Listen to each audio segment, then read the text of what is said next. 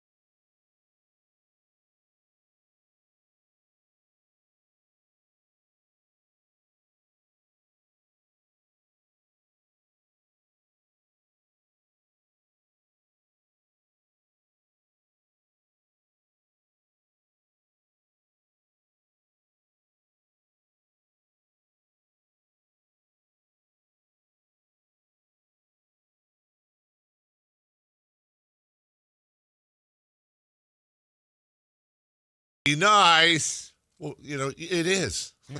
It's nice. It is nice to. I remember, we all had odd jobs growing up, and, our first jobs and whatever. My first was my first actual paying job was, because you do like mowing lawns. And we did mowing lawns. I sorted like 1,000 golf balls once.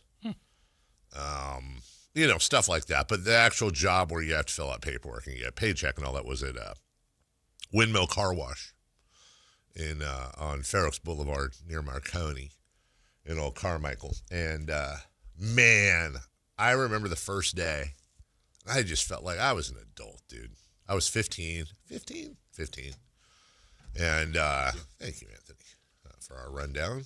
It's nice he's delivering it. And, it's a 2-page rundown today. Wow. Woo, a lot of stuff. Meaty rundown. I just remember there's smells. We talk about smells a lot on the show, how they trigger memories. And there was something about like a warm summer morning, 10 a.m. working that shift. And the smell of my first job, the first part of the job was vacuuming. That was the worst, dude, because it'd be hot and you're vacuuming out the car and you got to bend down and in there and tall guy and all that. That was lame. That was like, it was like when Andy Dufresne was on Laundry in the beginning, but without the sisters in Shawshank, which, by the way, I'll get to that. Saw that with the kids last night. Anyway. And then I finally, like when Louis Anderson moved up to Lettuce and Coming to America, I moved up to, when the car would come out of the conveyor belt, you quickly dry off the glass, the windshields, the mirrors, and all that, so they don't spot up. And then they go to the finishing station, and then the guy with the headset call the name out to come pick their car up. But the smell of the mist as you're standing at the end of the conveyor with the hot air and the hint of soap or whatever the chemical was that they washed the car with. I to this day, if I go through a car wash and I smell that, it boom takes me back. The smell of pizza dough cooking in the morning around 10 or 11 a.m. because I used to work at a Pizza Hut. Same thing, where it just takes you back. And I remember getting that paycheck, and I remember thinking to myself, there's a real thought, right? Like, wow, some people actually get paid. Because if you took time off, but your check was going to get just killed. Right. Whereas I always dreamed about, like, wow, one day I want to work at a job where I'm on a salary and I could actually go on vacation, but I'm still making that salary. Now, you find out when that happens, sometimes it works the opposite, where it's like, well, we're going to work you all the hours because you're on salary. We don't have to pay you extra. But I thought that was like the epitome of growing up. Was on what was your growing up jobs? I worked at. Or did you just come out of UC Davis with a headset? I was a paper boy. Oh, so was I. Yeah. Okay, that was my first time. I'm stupid. I had a paper route. I worked as my dad was a civil engineer, and so this was a tedious job, but it was. What is a civil engineer? So let's say we were going to build this building. Uh-huh. So he would be contracted out not to do the building, but traffic patterns, traffic flow. Should we put a stoplight, a stop sign? Oh, that's cool. Leading into that, there might be someone sitting in a little. In a car, or in my case, a beach chair on the side of the street counting cars. So I had it would be a split shift, so it was morning drive and afternoon drive, and I'm just sitting there going, Would you count blue cars? click. Yeah. Okay. Sometimes it was like turning right, turning left, going straight. Some would be a detail. I remember there was one where maybe it was in a residential part of Los Angeles, but we were trying to see if it needed stop sign, I guess, this specific street. And I would maybe be at the front end of the street. You would be at the back end of the street or vice versa. Mm-hmm. And literally we were looking at license plates. And so it was like writing down the last 4 letters. Okay. Or 4 figures. Because it was like, how many people are using this as a pass-through? Gotcha. And so when you're like staring at a car, you get a lot of looks like, what are you doing? I'm like, I'm not right. I'm not giving you a ticket. I need to write right. A624. And then if you get A624, a minute later, it's then like, we know. This car, there's a lot of cars going through, or no, some people live here. So those kind of things, I did that for a couple summers. I worked at Big 5. Okay. That was a great store. Oh, my God, Big 5, the ad that would get in the sports section every Sunday. $19.95 for a pair of pony high tops, baby. Yeah. Yeah. And I thought, I like sports. I'll be doing this is sports. This is sports. And everybody was going in for either guns or fishing gear. Wow. And I thought people would be like, hey, is Magic Johnson the greatest point guard of all time? That conversation didn't really. Yeah, deal with Converse. Yeah. Or, hey, sir, I'd like to get some new shoes. Okay, what's the difference between walking and running shoes? You walk in one and run in the other. Did you ever do the foot scale where they put their foot on and you see what size they are? Let me see if we have some 8s or 8.5, 8.5s in the back. I think it's always in the back. Yeah. Oh yeah, and then you get that big ladder. Yeah. It's fun. That was fun. You know what? Big 5. Those were good. Like I always felt like grocery stores and like the Big 5 type. I could never get in there, man. I wanted to get out of the heat and out of all that, and out of the manual labor. I always wanted. Those were always the first to fill up. So it was like car wash, bending rebar with construction. Oh my God! Yeah. You bent rebar? I worked.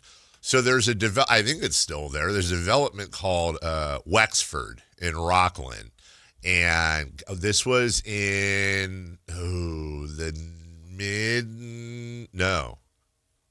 Oh no, this is in the early 90s. I was still in high. No, it was early 90s, and the deal was.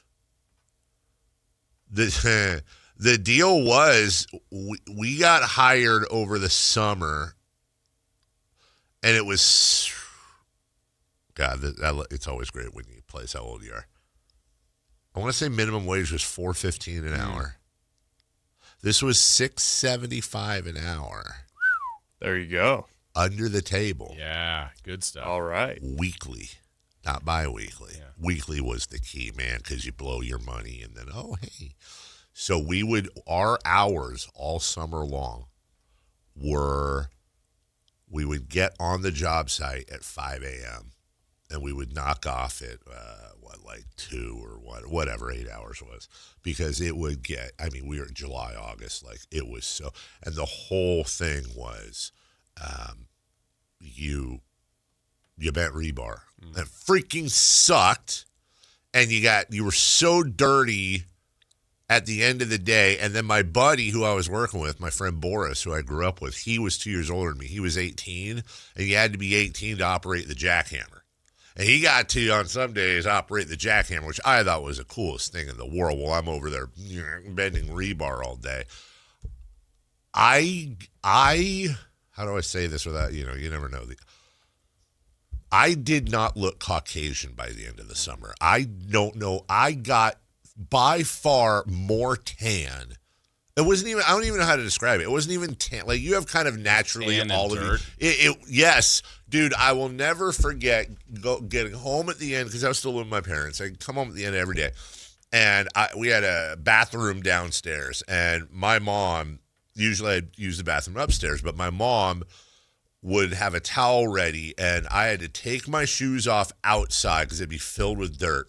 And then I come in the side door and go straight into the bathroom to take a shower. She didn't want me anywhere near anything because I was like, like Pigpen. Mm-hmm. Like, I was just like eyes, like circles for eyes, because I'd be wearing sunglasses all day, but everything else. And I remember just getting underneath the water and looking down, and just seeing this muddy, dirty mess drain, and then you're dead. Yeah. I will forever, and I shout it out all the time, like construction workers, it's always roofers for me. All the folk that work outdoors all day. I mean, that's not even getting to like people that pick fruit and vegetable and all. Yeah. Those are like heroes. They're superheroes to me. Without capes. Seriously, that's just amazing. I remember. I remember having this conversation, and you were gone, so I'm glad I remember it to ask you, because we're closer in age than Chris and I are. Mm-hmm. I brought this up, and it was a thing that he didn't even. He's like, "What?" So it just shows you how quickly times have changed. I remember there was a thing when, I'm maybe just getting past 18, 19, 20, maybe early starting here. And it was, if you could make your age in salary, like, that was a big deal. And I was like, oh my gosh, when I'm 25, if I'm making $25,000, yeah, I'm the wealthiest man in the world. You're rich. And now that's like, no, that's not.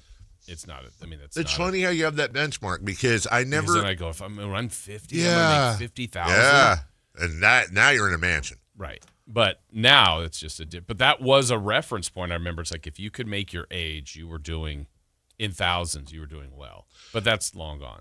I remember. We never did the age thing.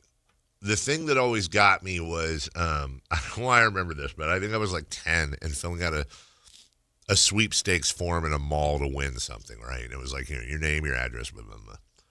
And I remember it got to a point where, they'd ask you questions, little I know, for mailers and marketing. But it got to the income. And I don't know how they divided it all up, but I do know that at the very bottom, like the last one you could check off, it would be like you make between X and Y, Y and Z, P and Q.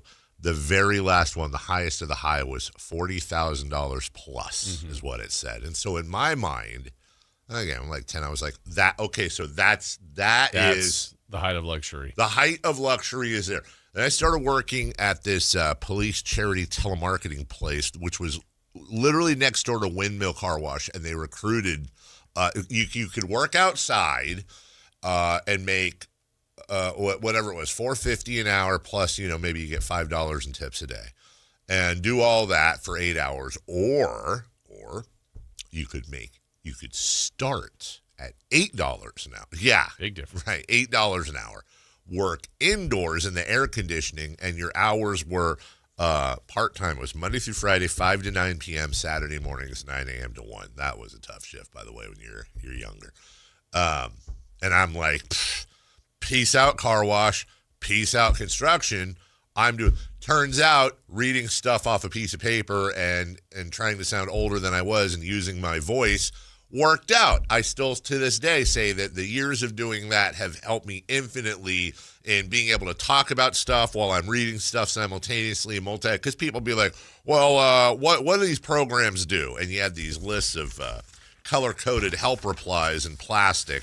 You have to be like, well, sir, the officers play with the kids and keeps them out of gangs, like stuff like that. I remember when I was 18, and you convinced me. Here's $20. Here's $20, and you get it's tax deductible. And keep 2 for yourself, and you get a sticker to put on. And later on, I find out that like 90% of the people that bought this stuff, I mean, they're good people. Don't get me wrong, but 90% of the people that bought this stuff, they bought it for the sticker saying that they donated to the Police Activities League. And they put that on their car with the unwritten, the unspoken rule that if you have one of those stickers on your car that says you're a 2026 donor, maybe you get pulled over or something goes on. Oh, you're one, so some leniency. I realized not until I was there for a while, because I was just a, green-eared kid or whatever, that they would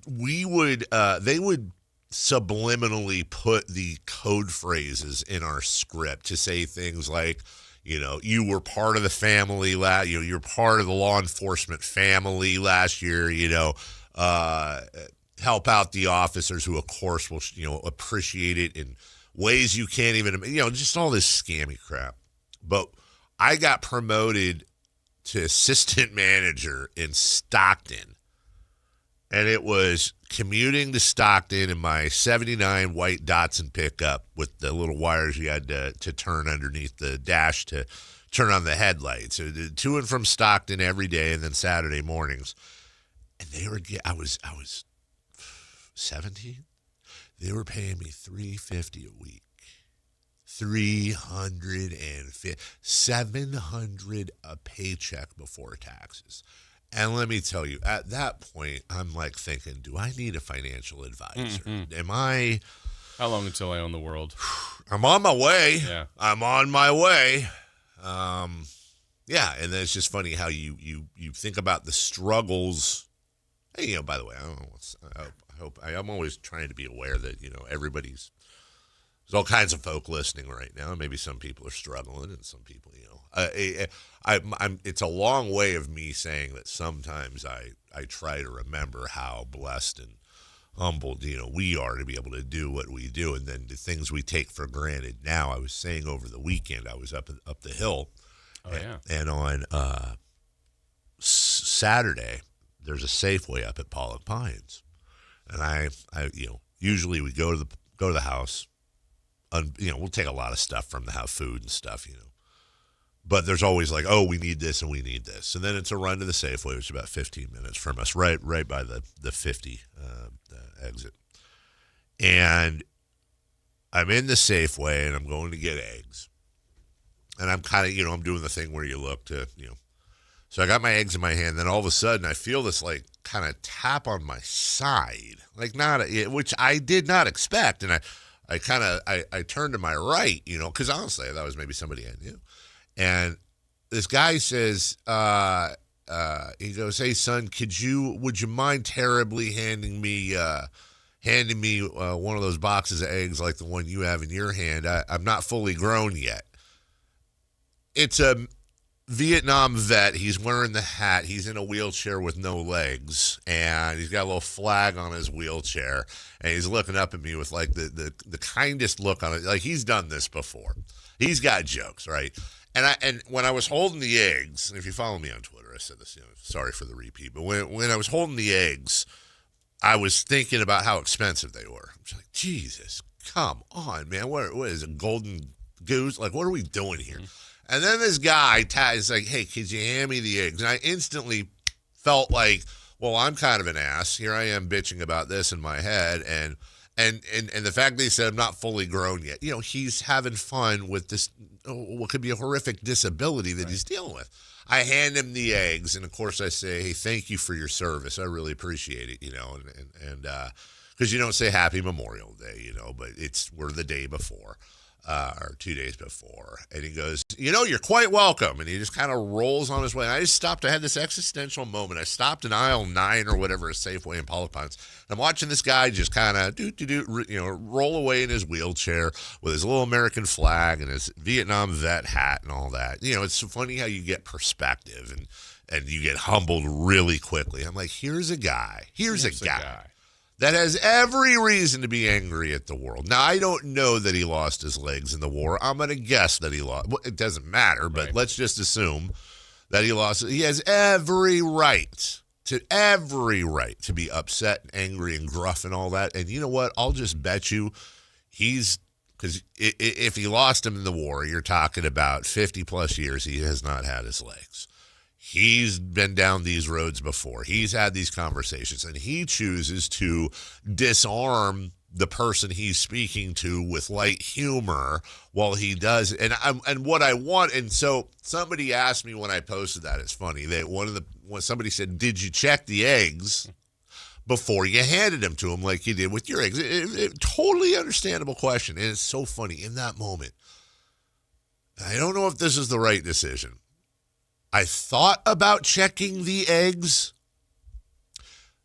but my voice in my head thought that it would almost be like, am I not condescending, but like handling him? So I just handed him the eggs and, let him, if he's checking, he rolled away. He was done. I wanted to follow him all around the store and be his assistant for the whole time. They were scrambled. They were, right? That's what I'm thinking. Like, what I probably should have done is handed him my pre-checked eggs, but the ones you touched. The one Does it really matter if you touch eggs? Probably not. Yeah, probably not. So. How was Houston? Good. Yeah.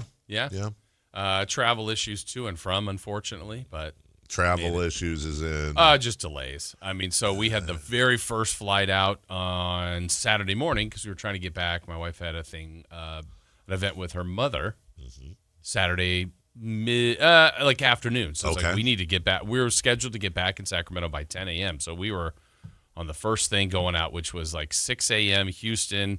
Wake up was at 4, which is 2 here. Just all those things. Get there, no problem. Everything's good.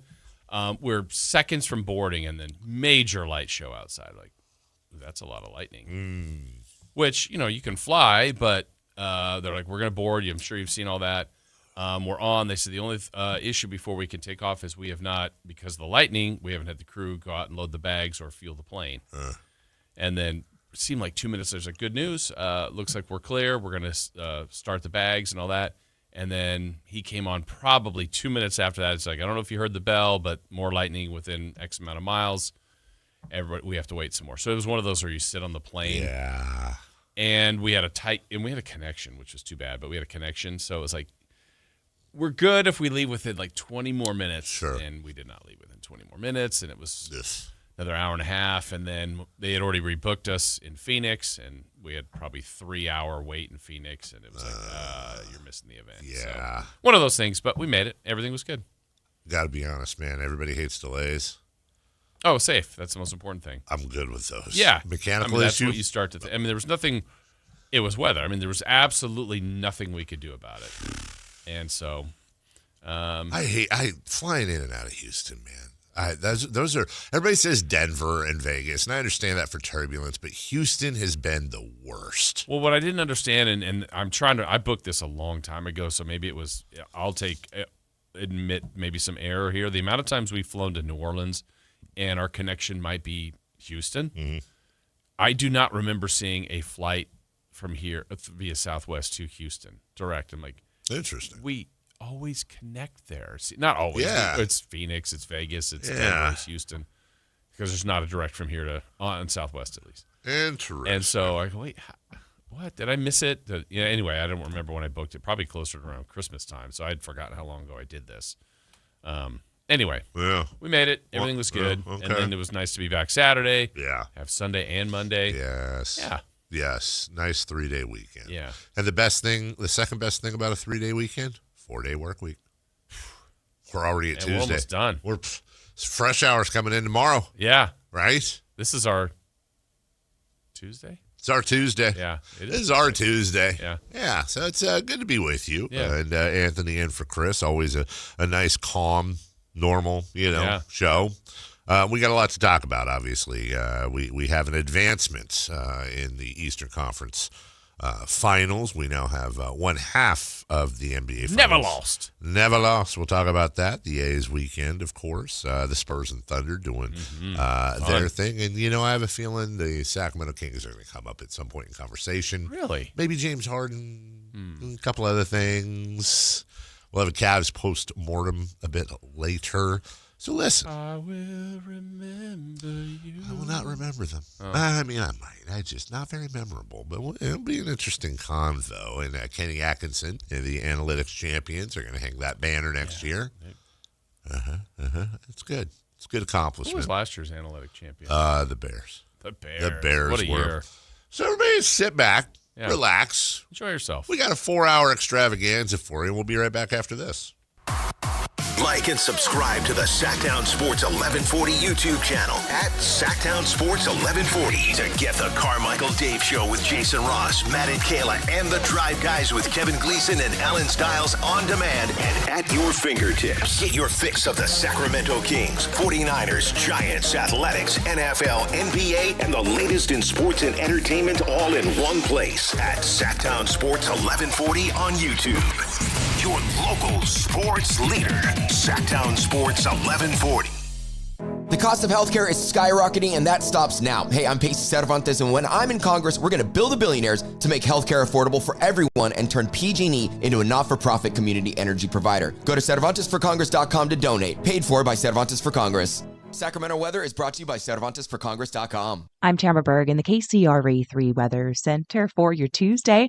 Comfortable kickoff to the day with a bit of a breeze, but that breeze will wind down through the afternoon. We'll see a mix of sun and clouds today, still unseasonably cool, with highs peaking in the low to mid 70s.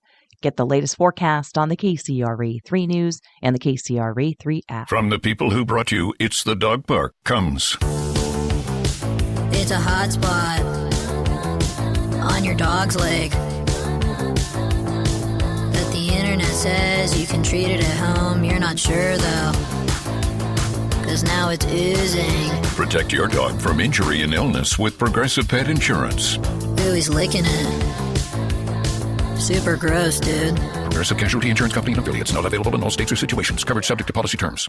If the world were like a Sleep Number mattress, everything would adapt for your comfort. Because as your life changes and your body changes, Sleep Number mattresses adapt and shift to give you personalized comfort night after night. And now it's the final days of our Everything's on Sale event. Save up to $1,200 on mattresses. Our Memorial Day event ends Monday. To experience a whole new world of comfort, visit a Sleep Number store or go to sleepnumber.com. Sleep Number, to a good life sleep. No way, gas prices shot up again. I know, but I got us covered. So generous. What's your deal? What's my deal? I went to Metro and saved. Got 4 lines for just $25 each and 4 free new Samsung Galaxy A17 5G phones, and all on the T-Mobile network. Ah, how about we go to Metro today? Get that more for your money feeling. Visit your Metro by T-Mobile store. Just bring your numbers. Not available if you've been with Metro or T-Mobile in the past 180 days. At Fisher Investments, we may seem like other money managers, but we're different. Are you really that different than the rest of us? We are. As a fiduciary, we always focus on what's best for our clients. What services do you offer besides investing? We have a team of specialists in financial planning, estate planning, and more. Your clients rely on you for all that? Yes, we ensure clients receive unparalleled service at every step of the relationship. Okay, but you still sell commission-based products, right? No, because we believe that's a conflict of interest. We prioritize service over sales goals. So, then how do your fees work? We have a simple and transparent fee that's a percentage of our clients' portfolios. So we do better when our clients do better. Wow, we're more different than I thought. At Fisher Investments, we're clearly different. Learn more at FisherInvestments.com. Investing in securities involves the risk of loss. Mike Rowe here with another random fact. Those cracks on your walls aren't just cosmetic. They could mean your home is sinking. Whether it's drywall cracks, exterior cracks, or sticking doors or windows, do yourself a favor. Call Groundworks. I spent some time working with these guys, and they're the real deal. Their people are trained and certified to stabilize your foundation. Schedule a free inspection with Groundworks, the foundation and waterproofing experts. Licensed in all states where work is performed. See website for detail.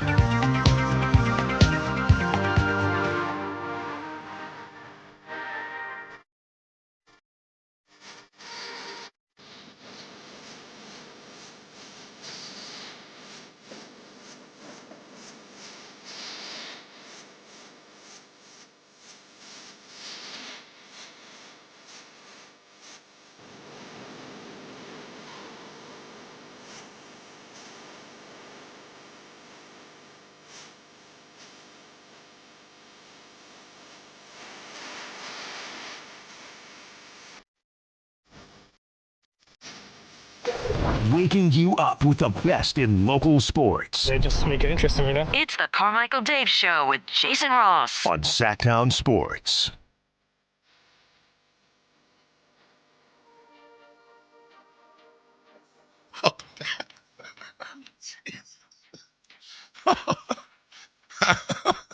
Oh, so funny. You cleaned, you wiped down the counter, and I think that's awesome. That's funny. Oh my God, I just don't you need to breathe through your mouth for a few minutes. Yeah, you talked about the smells of times of year. Oh my God. Fish for dinner last night? Wow. I got it. That's so bad. I'm literally recapping like my meals over the last 2 days. That was out of nowhere. That's a fragrant foul too. I might be suspended for the next match. Let's review that. Speaking of things that smell terrible, the Cleveland Cavaliers they got pretty much destroyed by the Knicks. I mean, there was a game one. You all right? I'm good. Okay. Yeah. There was game one, and they blew that lead. Yep. And, good for the lead. And then it was all downhill from there. It was not great. The last time the Knicks made the finals, Jason. Here's some fun facts for you. The following things did not exist: the iPhone, Facebook, Instagram, YouTube, X, Tesla, SpaceX, Bitcoin, Gmail, Amazon Prime, Google Maps, Netflix streaming, Android, ChatGPT, WhatsApp, TikTok, Snapchat, Xbox. No, that's not right. Xbox, LinkedIn, the iPad, Uber, Airbnb, Reddit. You get the point. Are we better off? I don't think so. Here's the one that really, the perspective. Last time the Knicks were in the finals. So James Dolan took over the Knicks in 1999. From 1999 to 2020, the Knicks lost more games than any other team in the NBA. Leon Rose, and don't forget, by the way, Worldwide Wes was hired in 2020, and the Knicks are in the finals 6 years later. Their roster was Kadeem Allen, R.J. Barrett, Ignas Brazdeikis, Reggie Bullock, Damian Dotson, Wayne Ellington, Taj Gibson, Maurice Harkless, Kevin Knox, Marcus Morris, Frank Chiellini, remember him? Elfrid Curry Stopper, by the way. Huh? Curry Stopper. Elfrid Payton, Bobby Portis. I forgot Portis was a Knick. Julius Randle, Mitchell Robinson, Dennis Smith Jr., and Alonzo Trier. Is James Dolan on a heater right now between the Knicks and the Sphere? Is this the year of the 20? I think he's just doing the Sphere stuff, and that's why the Knicks are good. Wow. Are the finals going to be played in the Sphere? How great would that be? Although not, I don't know how many you could see, but that would still be amazing. Jalen Brunson took a $113 million pay cut in the summer of 2024, which is more than 99% of humans ever will make in their lifetime. The Knicks used that cap space to add Karl Anthony Towns, Mikal Bridges, and extend OG and Anunoby. The Mavericks, on the other hand, in exchange for Jalen Brunson and Luka Doncic, they received Anthony Davis, Max Christie, and a 2029 unprotected first via the Lakers. Now, if you want to know if the Knicks have a chance, and we'll talk about this a bit later, but I can tell you that of the 7 teams, the top 7 teams with the best average margin of victory en route to the finals, the New York Knicks are number 1. The Minneapolis Lakers had a plus 13.8 average. The 96 Bulls, 13.9. The 87 Lakers, 15. The 71 Milwaukee Bucks, 15.4. The Shaq and Kobe 2001 Lakers, 15.5. The generational Golden State Warriors, 16.3 average margin of victory. The Knicks have a plus 19.4. Here's what's interesting about this top 7. You know how many of the previous 6 won the NBA Finals? All of them? All of them. Every single one. The last time the Knicks were in the NBA Finals, The Wiz, June 25th, 1999, an electronics store, I think East Coast based, I want to say, had the Bell Atlantic Mobile dual-mode digital cellular phone on sale for $79.98. And listen to these rate plans. You could get 200 minutes a month for $29.99, all the way up to 2,000 minutes a month for $149.99. Remember when you had to pay by minute? Talk about truncating phone calls. I kind of don't. Yeah, I'm with you. But I do. But I barely do. Because I remember having to be, it was like, these are things that are completely foreign to people. That cell today. phone actually looks kind of small. I think it was. Whereas, back in the day, you had a big 6-foot garage door opener, Sir Mix-a-Lot would say. You could get a Sony Discman CD player with mega bass. I almost thought that was ESPN2. ESP2, steady sound. So that, for example, the idea is maybe if you're jogging or walking around, a lot of these disc players that you'd have strapped onto your belt would skip, not $69 on sale. You're saving $30 there.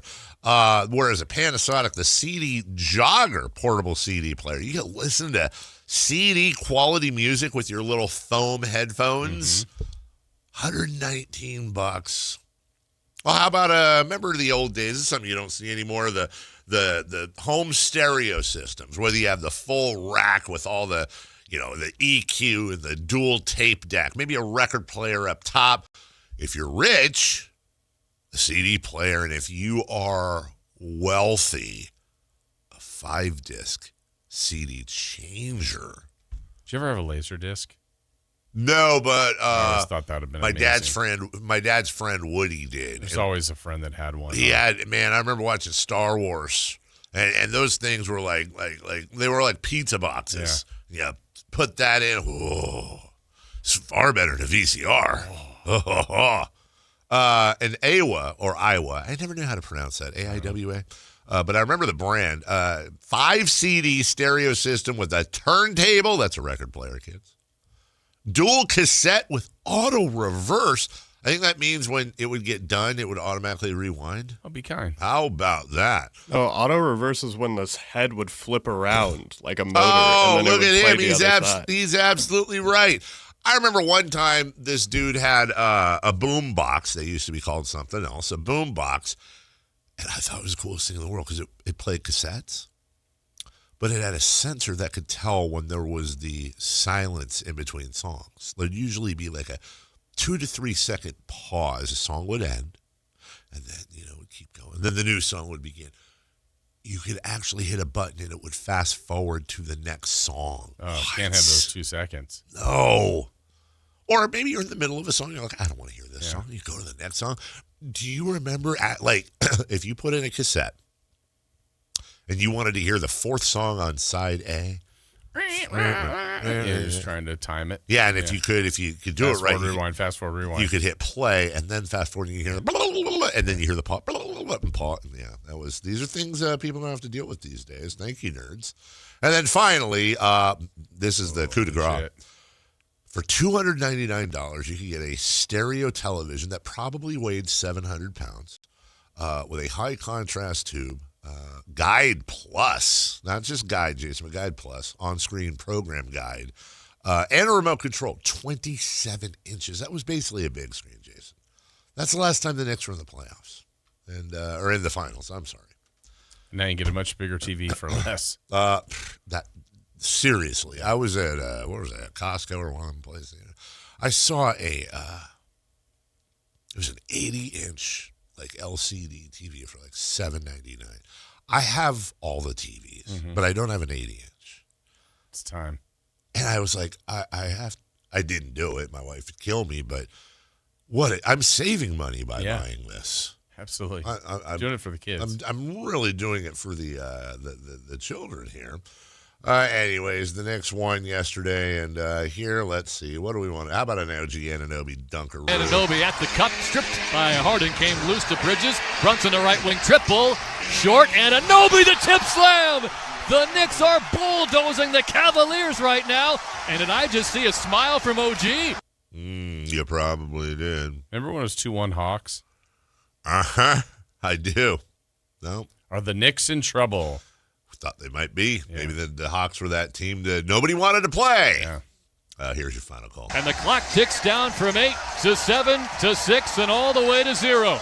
Final score in Game 4, 130 to 93. And the New York Knicks are on their way to the NBA Finals. For the first time since 1999, the Knicks are Eastern Conference champions. Well, here's Kenny Atkinson talking about the Analytics Championship. Analytically, I think we've won the I said 3 out of 3. We're 2 out of 3 in the expected. I don't know if you guys follow that. There's an expected score, and we won 2 out of 3. And I know you're looking confused, but I'm not. There is really, I think last night it was, the expected score was like 1 point or 2. I'll shoot. Hey, Kenny. So is there a Game 5? You had the enhanced games over the weekend, which we'll speak about at some point. This is the analytics games. Okay. What do you think his point was? Like, why would you even say that? Don't fire me. I think his point was, the scoreboard and the game score doesn't reflect it. What? Yeah. But this is a closer series than people think. We should build confidence for the team. I think so. Don't and just say it publicly. I appreciate sometimes when coaches will humiliate themselves on purpose just to take the fall. This was just willfully stupid. Yeah. It was just stupid. It's like your buddy just got a shotgun blast to the junk, and they're like, well, at least, honestly, could have hit you in the head. Yeah, could have. The chest, you lost Captain Winkle, but hey, you're alive. You know what? That comment stunk.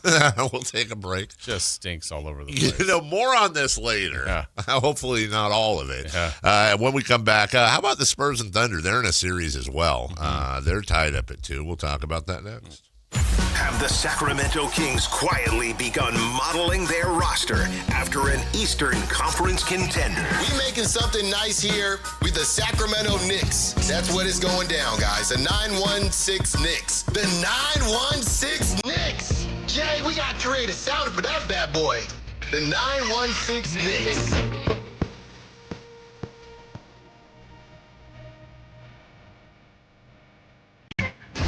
Your exclusive home for Kings basketball. Sactown Sports 1140. Snapshot from Progressive wasn't created for just anybody. Oh no, we made it for you. Gradual breakers. You keep your eyes on the road, so you've seen it all. As long as it all happened directly in front of you. Like a Swedish masseuse, your foot knows exactly the right amount of pressure to apply to the brake. That's why your passengers feel totally relaxed with you behind the wheel and occasionally super sleepy. With Snapshot, safe drivers like you get personalized rates based on your driving habits. Sign up today at Progressive.com. Progressive Casualty Insurance Company and Affiliates. Snapshot not available in California or from all agents. If the world were like a Sleep Number mattress, everything would adapt for your comfort. Because as your life changes and your body changes, Sleep Number mattresses adapt and shift to give you personalized comfort night after night. And now it's the final days of our Everything's on Sale event. Save up to $1,200 on mattresses. Our Memorial Day event ends Monday. To experience a whole new world of comfort, visit a Sleep Number store or go to sleepnumber.com. Sleep Number, to a good life's sleep. If your passion is bass fishing, only one radio show has the action, information, and excitement of your favorite outdoor sport. Ultimate Bass, hosted by Tournament Bass Pro and California Outdoor Hall of Famer Kent Brown, takes you live to where the fish are biting every Saturday morning. Only Ultimate Bass feeds your passion with the latest news, products, tips, and advice from the pros. Ultimate Bass with Kent Brown, Saturday mornings at 5 a.m. on Sactown Sports 1140, part of SEP's Saturday Morning Outdoors. T-Mobile has an exclusive bundle for customers 55 and up. I'm Sarah Bowl. Yeah, I'm Frank Bowl. A reliable network is key for us. And with T-Mobile, it's been wonderful. And going to the 55-plus plan saved us so much money. A lot. And that's important. Trying to keep costs down. The home internet's been perfect. It's fast, it's quick. The setup was so easy, it took less than 15 minutes. It was like, ta-da! If you want simplicity, coverage, reliability, you want the whole package, T-Mobile has it. Right now, T-Mobile customers 55 and up can get 2 phone lines on America's best network, plus America's fastest 5G home internet for just $30 each. $30 per month each line with autopay plus taxes and fees. Minimum age 55. Pricing for home internet rely on 2 lines of Essentials Choice 55. $35 connection charge per line required. Best mobile network and fastest 5G home internet based on analysis by Ookla of Speed Test Intelligence data 2H 2025. All rights reserved. Hey, it's Carmichael Dave. I'm talking to Chad Hoblet of Hoblet Dodge Chrysler Jeep Ram. Chad, what's going on for the Memorial Day sales event? One word, options. Right now you can finance your new 2026 Ram 1500 with our lowest rate option of 2.9% APR for 72 months with no payments for 90 days. That will save you thousands in finance charges. But what if I'm looking for a lower payment? Then you can take advantage of our 4.9% APR financing for 84 months with no payments for 90 days. Either way, you're saving big, and you can get the new Ram of your dreams waiting at Hoblet. Search, select, and save through their whole inventory at HobletDodge.com. Unbeatable prices, unbeatable selection, and now unbeatable interest rates. Nobody beats Hoblet, period. Must finance through SFS for qualified buyers. 2.9% APR for 72 months equals $1,515 per thousand borrowed. 4.9% APR for 84 months equals $1,408 per thousand borrowed. No payment for 90 days on approved credit. Interest accrues from date of purchase. Offers cannot be combined with other incentives. Excludes Ram 1500 RHO and Tungsten models. Sample VIN 42368. See dealer for details.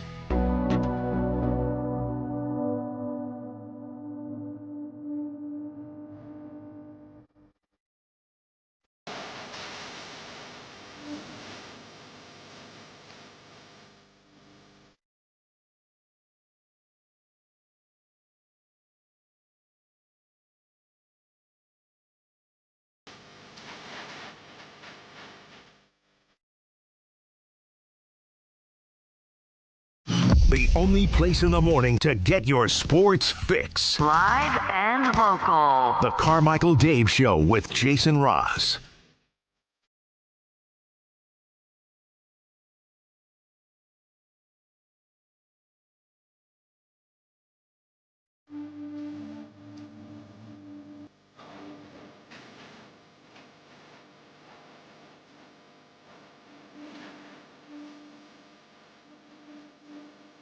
Welcome back.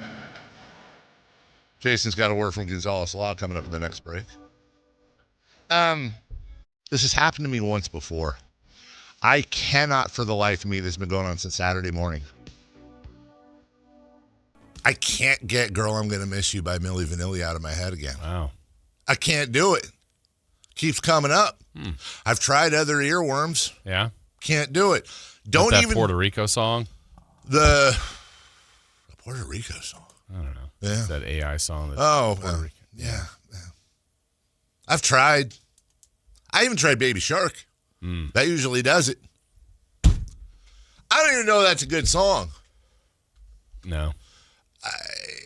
It gets me. It's the part where that lady comes in, starts singing with Milli or Vanilli, not sure. Describe it.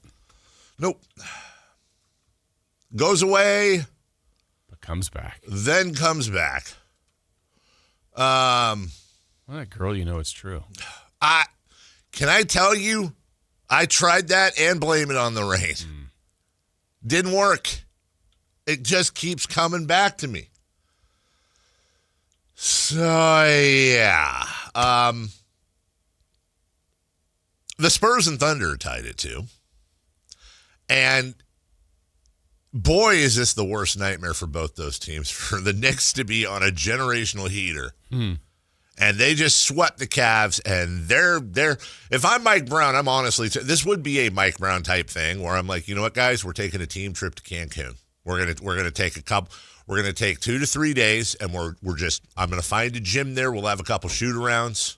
We're gonna take the team jet down there. We're gonna take a little, bring a couple of massage therapists and an ice bath and, all the, let's say, basically it's a 3-day team spa on the, it's probably why I'm not a head coach, but just we're going to get you away so you're not sitting around at home, twiddling your thumbs. Let's get our bodies in gear. Meanwhile, the Thunder and the Cavs are excuse me, the Thunder and the Spurs is like Drago and Rocky, and I don't know which one it is, but I'm just saying, like, they're just throwing haymakers at each other. I still believe, and I don't think I'm in the minority, that they are the two best teams in the NBA. But we talked about this at the beginning of both conference finals. If the Knicks end up being NBA champions, and taking nothing away from them, and full credit and respect to them, but I can see the Knicks winning it if, and here we are, the Spurs and Thunder just beat the hell out of each other. You got Harper who's hobbling. Fox's ankles look really bad. A.J. Mitchell came up lame. Jalen Williams. They're doing exactly what Knicks fans would want them to do. Yeah, and they're still playing every other day. So tonight's Tuesday, Game 5. Game 6 will happen. That's Thursday. If there's a Game 7, that's Saturday. Yeah. I believe. Yeah. And the finals start a week from tomorrow. Yeah. That's what I'm saying. So the Knicks, take at least a couple. Take a few days. Do something fun. Yeah. Do something fun. Get their minds off. I've never been a professional athlete, shockingly. I'd be going crazy right now. I would want the finals to start tomorrow if I was the Knicks. Yeah, because they're so hot. But then it makes you wonder, we know this is all going to come up for Game 1. Are they rested or are they rusty? That's just going to be the thing that people are going to say. Who has the Knicks have to go on the road no matter what. Yeah. I was going to say. So it doesn't matter if the Spurs or the... Yeah, it's it's a hell of a series, though. I mean, you do have people hurting left and right. The Spurs, I when I say they won handily, I know that's eye of the beholder, but for that series, they won handily. And by the way, that's after the Thunder stole back home court advantage. 103-82 was your final, and for the Thunder, scoring 82 points. That's insane. It's absolutely bonkers. Victor Wembanyama, he's just such a damn demon on the defensive end. De'Aaron Fox didn't have the best shooting game, but here's why, and I know this is a sensitive topic for people, and everyone just needs to get over it. It is not you look at De'Aaron Fox, you go, oh, God, 5 of 13. De'Aaron Fox was the floor general for the 31. Nobody played more than 31. Well, Vassell, I guess, played 33, but they'd emptied the bench. But Fox is such a calming presence on the floor for them. And what you really need to look at to kind of understand that, I do believe that Castle and Harper, like everybody, those are the guards of the future for the team. But after Castle had 20 turnovers in the first 2 games of the series, I can't remember what he did in Game 3. De'Aaron Fox goes out there and gives you 12 points, 10 boards, 5 assists. 0 turnovers. And that is such a huge number when you look at how much he is distributing the ball and is in his hand. Now, Wemby's the alpha and the omega. And if somebody wants to say Fox is the third best player, that's fine. I'm not arguing that. But at this point in the development of that backcourt, and the coach will tell you that, the players will tell you this, it is so important for them to have Fox on the floor to really facilitate what's going on. And I honestly think if the Spurs they were forced to choose, hey, look, you can have Fox, Castle, or you can only have one, a Fox, Castle, or Harper for the rest of the series. I don't think they hesitate to pick Fox. And that doesn't mean he's the better player. It means he's the better Western Conference Finals player right now. And the Thunder have always capitalized on turnovers, and the Spurs had a ton. They were lucky to split the first 2 games. But if you don't turn the ball over, I guess you could say that on anybody. But specifically the Thunder, that's where they get their points. They just get out and transition, and they're so fast and capitalize on those things. So limiting the mistakes, that's where Fox value it truly was the other night. Alex Caruso was a team high team low, -22 in 14 minutes. That's hard to do. He was 0 of 1.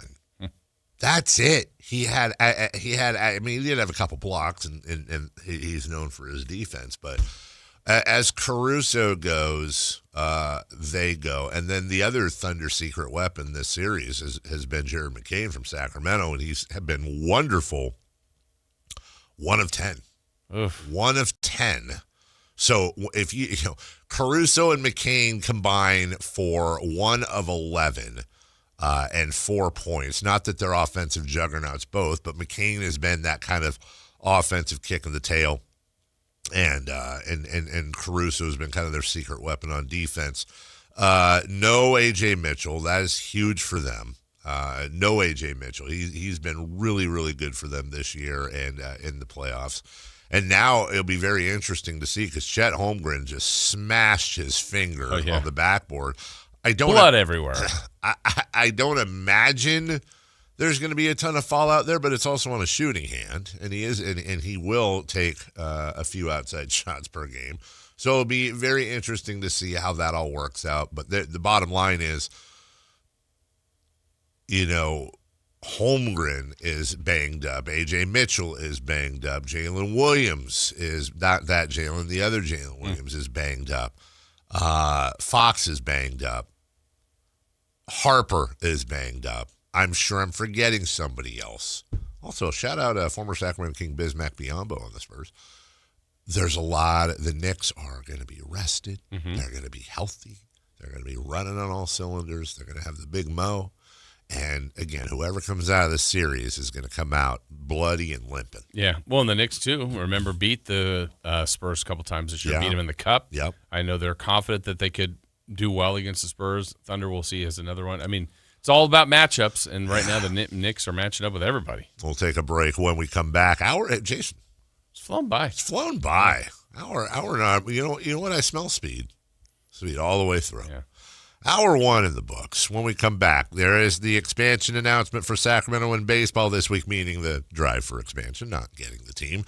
We'll talk about that, what caught your eye in the world of sports over the weekend, and we'll address the ex-Kings, playoffs and all that. We're just 2 Spurs wins away from seeing a bit of a reunion in the NBA Finals that Kings fans probably won't be happy about. We'll talk about that next. This is the story of the one. As a safety manager at a manufacturing plant, he does everything he can to keep his coworkers safe. From finding ways to reduce risks to keeping safety supplies in stock. And for that, he relies on Grainger. Grainger offers a broad range of quality products and next-day delivery, so he can always play it safe. Call 1-800-GRAINGER, click Grainger.com, or just stop by. Grainger, for the ones who get it done. Jason Ross here to tell you about Jonathan Gonzalez and Gonzalez Law, a lawyer right here in downtown Sacramento that's helped many of you. He can continue to help more of you out there because he is local, he is reachable, and all you have to do is call 916-304-9187 or go to saclegaldefense.com, and you can find out more of the good stuff, more of the ways that he can help you. He has helped many with expungements. That's an area he's specialized in, something that's on your record that you like removed from your record. Well, let him take care of that to get some of your rights back, get your life back in order. If you need some representation for criminal defense, an auto accident, wrongful termination case, sexual harassment case, whatever it may be, he is here to help. It's Gonzalez Law, Jonathan Gonzalez. No case is too big or too small, and they offer free and confidential case evaluations. Again, the number is 916-304-9187 or go to saclegaldefense.com. If you've ever endured a Sacramento summer and your air conditioner isn't exactly doing its job, oh man, how do you sleep at night? Turn on a big fan, kick off your sheets, even laying in front of an open refrigerator, which, by the way, is just weird. Nothing works. Not like an air conditioner that works. So right now, get yours professionally tuned up for as low as just $59. That way, you'll sleep the night away. Plumbing, electrical, heating, and air, Bonnie.com. Some restrictions apply. License 696-355. If you have unfiled taxes or are in debt to the IRS, this is important news. Did you know the IRS has programs specifically designed to help people struggling with tax debt? Powerful tax assistance programs that can save you thousands if you qualify. No one knows these programs better than the experts at Optima Tax Relief, America's most trusted tax resolution firm, A-rated by the Better Business Bureau. Bureau. Their award-winning tax attorneys and licensed professionals have resolved over $3 billion of tax debt for their clients. One call to Optima can start the process, helping to put an end to your worries about wage garnishment, asset seizure, and other aggressive IRS actions. Find the best options to solve your tax problems. Call the experts at Optima Tax Relief today for a free consultation. Call 800-375-2922. 800-375-2922. 800-375-2922. Optima Tax Relief. Some restrictions apply. For complete details, please visit OptimaTaxRelief.com. It's time to celebrate everyone's favorite mascot. Join the Sacramento River Cats for Dinger's birthday on Sunday, June 7th at Sutter Health Park. Help us celebrate with baseball, smiles, and tons of family fun. Get your tickets at rivercats.com. It's the Memorial Day Sell-a-thon at Folsom Lake Ford with employee pricing. Plus, get 2.9% financing. Plus, $1,000 trade assistance on select new Fords. Hurry to Folsom Lake Ford today. FolsomLakeFord.com. On approval of credit, see dealer for details. KHTK HD1 Sacramento, KYMX HD3 Sacramento. From the Power Business Technology Toshiba Studios. Sactown Sports 1140. 3 questions, 3 answers. It's 3 for Madness on the Carmichael Dave Show with Jason Ross. Here's question 1. All right. Let's give you a little bit of a rundown coming up. We got to talk a little bit more about the Knicks next. Maybe the enhanced games at some point. We'll go around the diamond at 7:43 with the A's and Giants and Astros in the news. Well, Giants kind of. They're there. They exist. Mm-hmm. Also, Jason, are you you ever take a run through old baseball team rosters? And you familiar at all with the old Cleveland Spiders? I'm not. Boy. Should I be? They might have the best roster in the history of sports. And I just came across my desk over the weekend. These are, according to Baseball Reference, these are real players that play, looks like between 1890, 95-ish to 1899. None made it to 1900 on the Spides. Icebox Chamberlain, Cupid Childs, Lave Cross, Pretzels Getchin. I'm not making one of these up, man. The guy's name is Pretzels. Mike Goodfellow. Mortimer Hogan. Mortimer.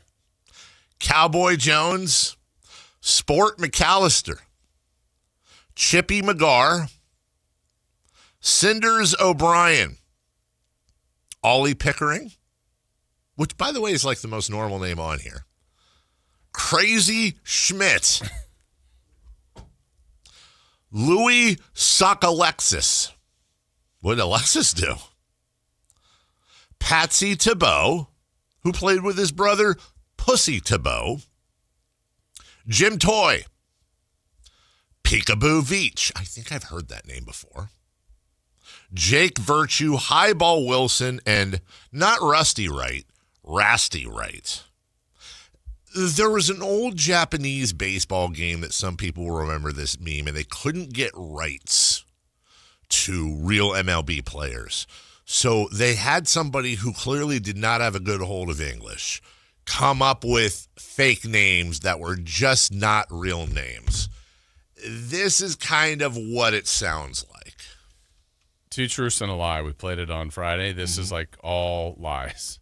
That's what you would think, right? That is exactly what you'd think. I think we got to bring those types of names back. I think they'd be better at baseball. Some of those Japanese baseball names, by the way, just to give you an idea, I'm not making this up.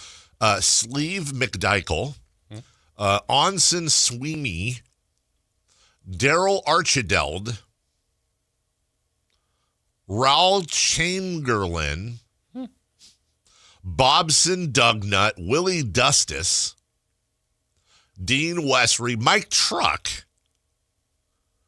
Tim Sandel, And my favorite, Carl Dandleton. These all sound like those names when I'm searching for a name that I make up. Carl Dandleton. Yeah, no, those are, and Todd Gonzalez. It's Gonzalez with a B. Gonzalez Law. Gonzalez Law, that's exactly right. 3 for Madness. Question 1. This is the story of a girl. Sorry, go ahead. Expansion announcement week. What do you expect to hear on Thursday? I'm going to say talking, Jason. I'm going to say Sacramento, you get a team. You get a team. You get a team. You get a team. I expect to hear, hopefully, I don't think we're going to get all the details because I honestly think the details are may not all be there yet. Yeah, I think the details are ever changing because they have to. You have to be. You don't know who you're. It's not just like, hey, billionaire, here's the deal, take it or leave it. It's, hey, billionaire, can we talk? All right, and then billionaire didn't become billionaire for just for funsies and playing Candyland. Billionaire probably has some business sense, or if billionaire was maybe an inheritance, then they've hired somebody with business sense, and they're gonna want to negotiate things. So you don't know, but I think we will get we'll get a lot of public clarity on the stadium funding. And the kind of tricks that West Sacramento has up their sleeve to make this happen. I think we'll get some, from what I understand, I think at least Dusty Baker and Derek Lee will be there. I don't know if there's other Sacramento baseball royalties that will be there. I imagine we'll get a, hey, look, we're going to go out there. Here's our pitch. This is why we think we have a chance. This is why we think baseball will do their thing. I'm not saying this to artificially lower expectations, but I will say I think a lot of people are going to. I just want to forewarn people. And by the way, if they kick their coverage, that's great. I hope they do. But I want to caution people on 2 things before Thursday. Number 1, this is not the fight for the Kings. This is not the same thing. We don't have David Stern. And we don't have KJ, and that's no disrespect to Mayor Guerrero or Mayor McCarty, but they're not Kevin Johnson. They weren't former, super awesome baseball players that are in good with Rob Manfred and da-da-da-da-da. They are mayors doing their job. I don't know that we're going to get the overall charisma that KJ was one of a kind at this stuff. So don't expect Thursday to be a homecoming for here we buy, build, stay, whatever. Just go into it, clear your head all the King stuff. I know they're probably going to reference the King stuff a few times. Yeah. I don't know that I would do that. And just listen to the deal and look at it as non-biased as you can. It's a lot more than just we want a team. It's we want a team. Here's why we deserve a team over Salt Lake, over Portland, over wherever. And look at the details because that's where they say that's where the devil is, Jason. Yes, I think you're right on the KJ part. I still think is an area that it maybe understandably isn't talked about enough. But I mean, in the history of this city, at the time that the pro sports franchise was most vulnerable, you actually have a mayor that played basketball in the NBA. Yeah. It may never happen again. It would be having Dusty Baker as our mayor now or Derek Lee as our mayor now when you're trying to get baseball. That's here. right. And it's not a shot at any other mayor or anybody else that maybe it could have happened. I don't know that it would have. I mean, that was a huge, huge time to have KJ here and all the things you said, his charisma and so on and so forth. But as far as what Thursday could mean, I think it's very much more of the, hey, we've been working behind the scenes. We've kind of sprinkled out a little bit of things that some of the people now know. But this is to get everybody aware. That's right. And whether it's community people here in Sacramento to get them behind it or the decision makers in Major League Baseball to make it much more public and then just kind of see where it goes from there. This is also fishing for billionaires, too. Absolutely. That's the big thing. You're doing that part. You're kind of getting the public response. You're getting what is Major League Baseball's response? So there's plenty of people I've read and heard like, yeah, Sacramento's getting played. I don't know. Maybe, maybe not. But how does this land? Yeah. And then what's a Salt Lake, a Portland, other people that are like, what does their push look like? Yep. Are we way behind? Do we have a chance? Do we have some things that are better than them? Do we have some things that hey, if you button this up, maybe this help? I mean, right. I don't know those missing pieces, but I think this puts that out there to identify those things. I'm not involved. You're not involved, but of course I know they listen to everything. I was going to send an email afterwards to both mayors and the people the powers that be. I know they're looking for billionaires. I got 2 words. Ron Burkle. Third time's a charm, right? Right. Well, I mean, you could say he's been involved a couple times, right? And the results are still fine. I mean, here, true or false? Ron Burkle was the first guy to sign on to own the Sacramento Kings, and you know what? The Kings stayed in Sacramento. That's true. That's true. Mixed results with MLS. But the Republic are here. And the Republic are here and doing great. Building a stadium. But building an outdoor stadium. Yeah. Maybe. Thanks, Burkle. Thank you. Honestly, savior of Sacramento sports. And maybe this is the time now where you can, you know what? I owe them one. Yeah. Took a swung and missed on pitch 1. Maybe foul tipped. Number 2. Yeah. Number 3. Out of the park. Out of the park. I mean, I'm using baseball metaphors here. Well done. Number 2. Question 2. What caught your eye in the sports world over the weekend? Oh, a few things, Jason Ross. God, I forget the guy's name. I don't know anything about racing. And it was an emotional weekend for the racing world, obviously, with Kyle Busch gone. Yeah. Okay, when you said that, though, it made it sound like I was forgetting his name, and I wasn't. I was just... Did you not just say that you were forgetting? No, sorry. The Indy 500. Oh, I thought that you said out loud I forgot his name. No, I did, but I was talking about the Indy 500 winner. Rosenquist? Felix Rosenquist. But there's a V between the Q and the I. What the hell is that? Tougher name than Kyle Busch to say. Right, Kyle Busch. Rosenquist. Well, he won the Indy 500 in a record 4.3 million. My point was like 0.02 or 0.27. Did you see? By the way, did you see the onboard camera for him? And then they had the voices that he talks to, the crew. Wow, that was like I'm not a racing guy. I respect it. I've never gotten into it, and that's my disclaimer just to say that. But I can appreciate amazing feats, and that was it.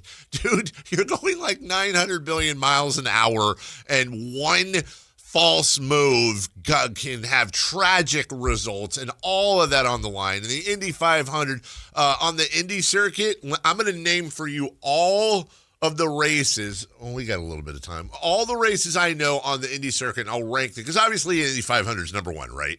And then it's the other one, and then there's probably one in Florida. Isn't there one in Monaco? I always feel like I hear that. But name. Is that F1? That's F1. That's F1. In Vegas. That's F1. Yeah. And then you got the other. As a matter of fact, if somebody told me that the only place Indy cars race is in Indianapolis, and they're called Indy cars because all of the races are in Indianapolis, and then it culminates with the Indianapolis 500, I would actually believe you. Yeah. That's how much I know. Huh? Doesn't that make sense? Like, is it called Indy car? Is it because it's an Indianapolis car? Or is it because it's an independent car? I don't know. Yeah. But I do know that watching this dude drive 200 and whatever miles an hour, an inch away from another dude driving 200 miles an hour in basically glorified tinfoil, and I think I've seen Days of Thunder. I'm guessing he was drafting him to slingshot past. Racing fans are loving this right now, and he slung-shotted and won by that much or little. Hat tip. Like, that's, I would poop my pants. And this dude is just, you just won the Indy 500, Felix. Caught my eye. What was it? Renquist. Ren, yeah, and people get your name right. Yeah. What was the other thing that caught my eye? Oh, and again, speaking of sports that I'm not really into and don't quite understand, the Hurricanes beat the Canadiens 3-2. Now, as we all know, Jason Ross, the other side of the bracket, the Golden Knights are 3-0. Yeah, 3-0 over the Avs, and looks like they're going to punch their ticket to Lord Stanley's Cup final. The reason it catches my eye is every once in a while, like if the Sharks weren't in it, I'd bandwagon and root like hell for them, and we'd be Sharks home and all that. But other than the Sharks winning it, and that's just geographical for me, I root for the Canadian team every year. Whatever the last Canadian team is in there, I'm pulling for them, man. Like, I want it's not me being anti-patriotical. It's just, Canada, they don't have a lot. Dave loves Canada. He loves it. And so you got the Canadians of Montreal. I think they're called the Habs. Probably not pronounced that way. They're down 2-1 to the Carolina Hurricanes. The team that Portland guy owns, I believe, or owned. So, hockey hotbed. Yeah, hockey hotbed Carolina. Let's go Canadians. Like, come on, Canada.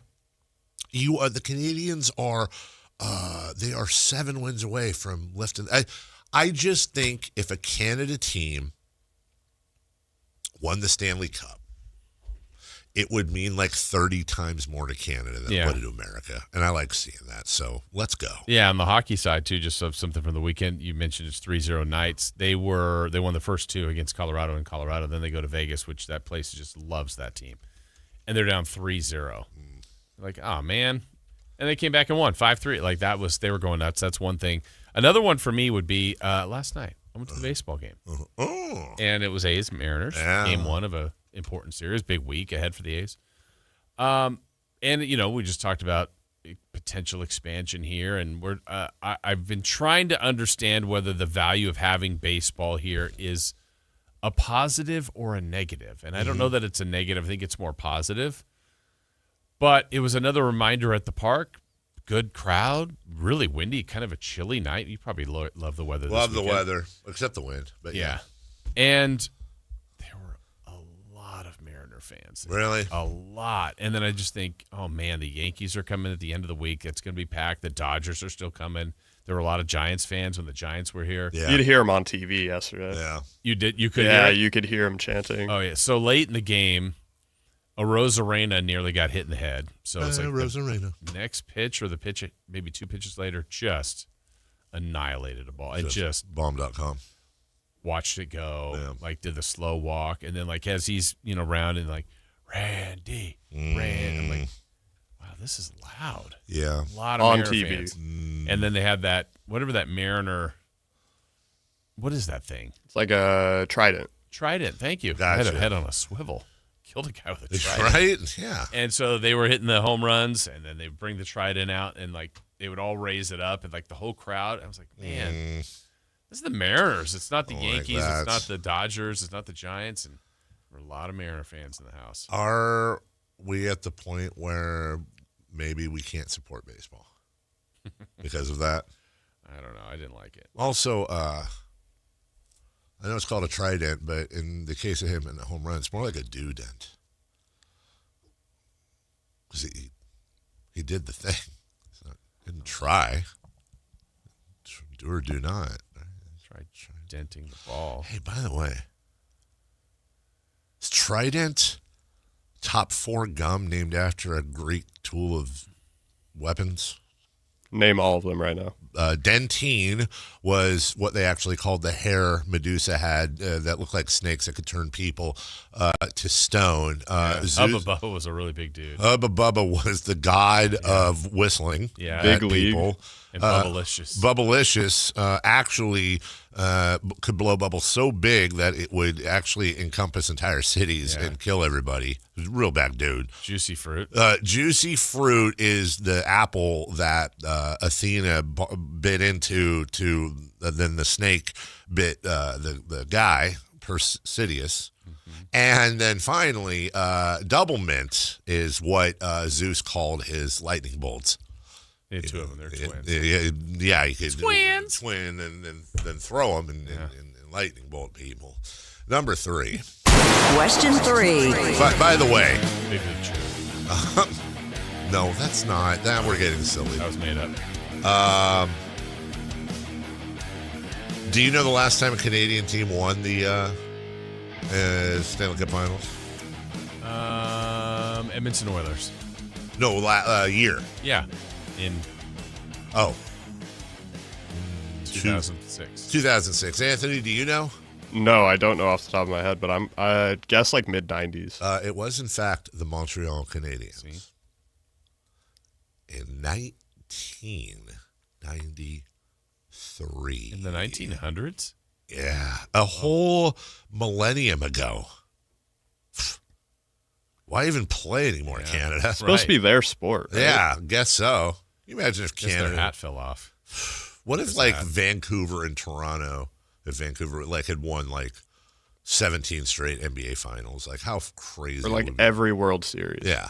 We would not. We would not. Maple Leaf. Right? It's not very fearsome. Seriously. Oh, I'm a Maple Leaf. Oh, look out. He's going to make you sticky. Question 3. We are just 2 Spurs wins away from seeing Mike Brown and De'Aaron Fox in the finals. How does that sit with you?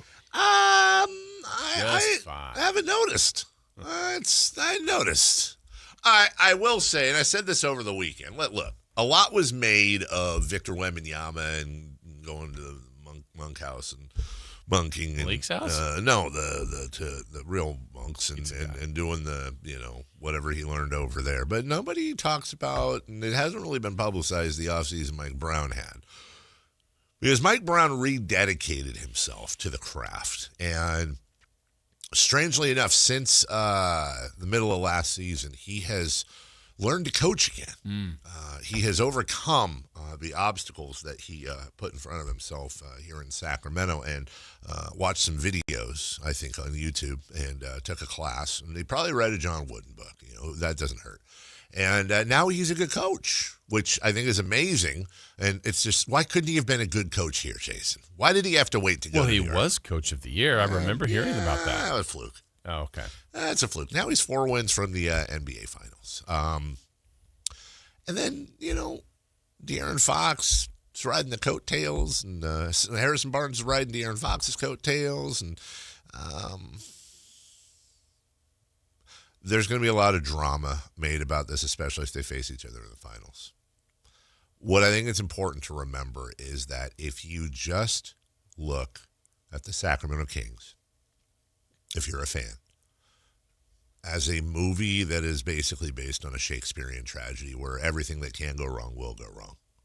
Yeah, the team's supposed to leave, but then they stay, and next thing you know, it is folly after folly after. And look, I'm not trying to. We all got to look. Families got to be honest, man. Sacramento Kings are the perennial, almost perennial joke of the National Basketball Association. And this is, if they had Mike Brown and De'Aaron Fox and Harrison Barnes, they would not be in the finals right now. That's not what I'm saying. But we're forgetting something. Even if it does end up being Fox and versus Brown. All right. Okay. Let's also remember that Tyrese Halliburton led the Pacers. That when you look at it like that, it's almost comical how that all shapes up. There's always tomorrow and there's always next year, and this could be the first game of the rest of our lives type of thing. But to this point, you just have to laugh. You really just kind of have to laugh through the tears. Well, and we do this to ourselves a little bit as a community, as a fan base, and understandably, because, look, I mean, I know our fan base would do the same thing, Dave, if, let me pick a player, Dario Saric was in the finals. Like, well, we had him. We didn't really play him. Do we misplay him? It's like, okay. Now, what's big difference is Halliburton, to your point, sure. Mike Brown, and if it's they're central figures to these teams. But really, sometimes I don't think we do this enough. Like it's almost a woe is me. I mean, shouldn't Dallas be going? They're talking about if the Knicks win. Yeah. That Jalen Brunson is the greatest Knick of all time. He left them. He left the Dallas Mavericks. Yeah. What does Dallas think? Like, Karl Anthony Towns was on the Minnesota Timberwolves. Like, yeah. What if we had? I mean, you had him. I think OG Anunoby was you go across the board. Josh Hart's been on several teams, so I think you could do this with a lot of teams. You could. We do it here naturally, but these are central figures. Like if the Cavs got through, would we really be doing a Schroeder and Ellis? Like, no, they're not major players on that team. They're a part of it, sure, but I think we would. Like, Keon made the finals. It's Keon versus Fox. All right, Keon's a role player that's not playing a ton. It's a bit different when it's the head coach and Fox who's a main player, but I have nothing. It's another reminder, not that we need it, that we've done things wrong. Yeah. We don't need, and we don't. We all know that. Yeah. But it's, I think, again, it's a little bit of the woe is me. Of course it becomes the Knicks and the Spurs the year after. Well, they're really good. The Knicks got to the conference finals last year, and the Spurs are really good. Fox is a part of it. Help me out here before we go to break. Are they trolling? Because I don't listen to every hour and minute of every show. Did Alan Stiles say we're the West Coast Knicks? Oh, yeah, it's a promo now. What? Yeah. He texted me to cut it. I have it on. Hold on. What's the context, though? He compared every player on the Kings roster to a player on the Knicks roster currently. Uh-huh. Do you want the list? He tweeted it. I can find the list at some point. How? Let me find it. It was actually I liked what he was doing. Did you? All right. Well, look, I want to be fair. Let me find the exact tweet. Okay. No, I'm actually Bonuses Towns. Yeah, 100%. Same player. Yeah, that's kind of what he was saying. I mean, especially with Domas's outside threat. This 3-point shooting definitely makes a lot of sense. Nobody signed in. I can't get to and it. then on Cat here, is it was an Allen tweet? Yeah, it was an Allen tweet. And then who would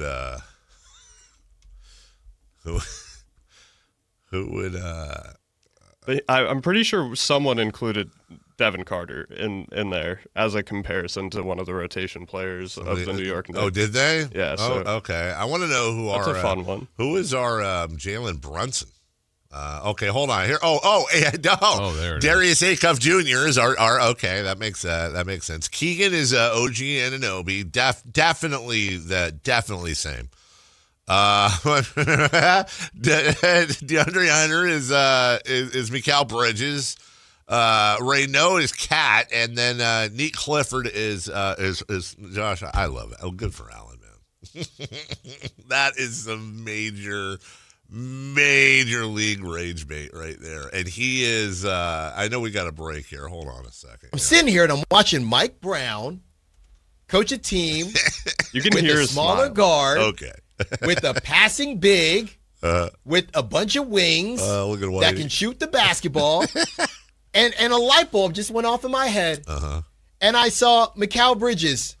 Also, great 80s top, Alan. This is a very maybe 80s. 90s. Maybe, yeah, you're right. 90s, like Fresh Prince era. That's a nice top. I saw DeAndre Hunter. Remember, Alan, we were talking about Acuff. Boy, you'd need That's where it all started. Center behind who he could play defense. Yes. And Max, can you do that? And then we said, wait, the Knicks have Brunson and they have Cat. Cat's not all defensive team. That's where we started. It's like, ooh, okay, there's a similarity there. And they're getting it done, and they're pretty good defensively. Yeah. For the most part. And you were all in on Neat Clifford as Jason Hall. Oh, it's perfect. Yeah. Mikal Bridges, welcome DeAndre Hunter. OG Anunoby, welcome Keegan Murray. Karl Anthony Towns, welcome Maxime Maino. Yeah. Josh Hart, welcome Neat Clifford. Nailed it. That boy. Well, and so is Doug Christie, Mike Brown? Yeah. Okay. Nailed it.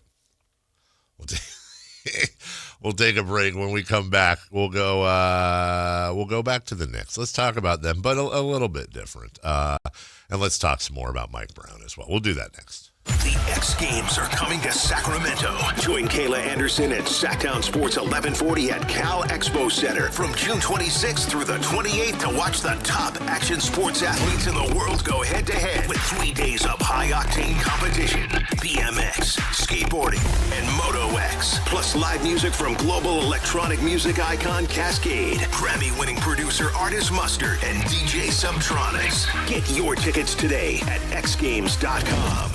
Your local sports leader, Sactown Sports 1140. Wendy's new Biggie Deals lets you choose whatever you're in the mood for. It's like a music mixing board of deals, and you're the producer.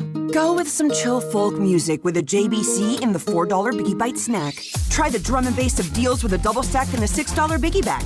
Or go full-on sandwich symphony with an $8 Biggie bundle, the grand finale of snacking. And the best part? They all come with napkins. $4, $6, and $8 biggie deals how you want them at Wendy's. Price and participation may vary. Single items at regular price. Prices may be higher in Alaska, California, and Hawaii. Support comes from Amazon Business. You can't rely on guesswork to run your business. With smart business buying, innovative AI tools optimize your purchasing experience, paired with delivery options built for business. Empower your team today. Learn more at amazonbusiness.com.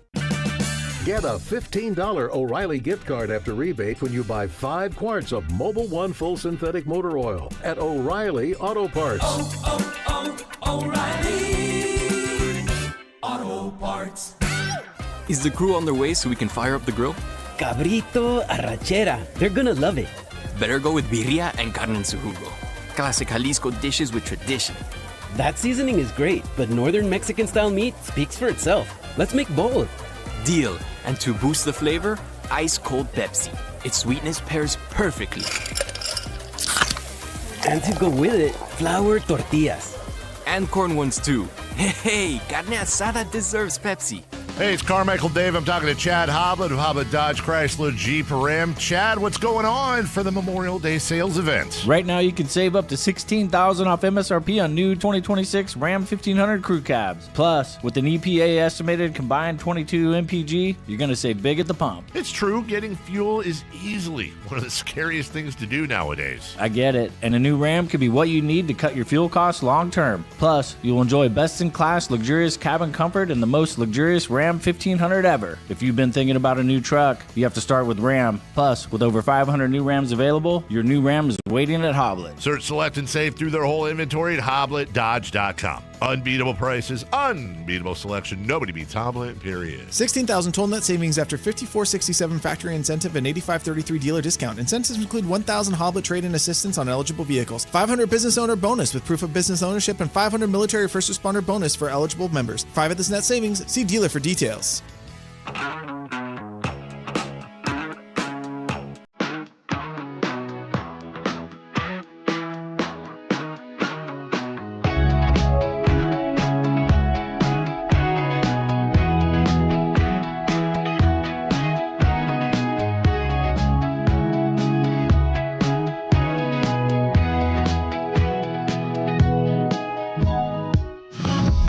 Place in the morning to get your sports fix. Live and local. The Carmichael Dave Show with Jason Ross.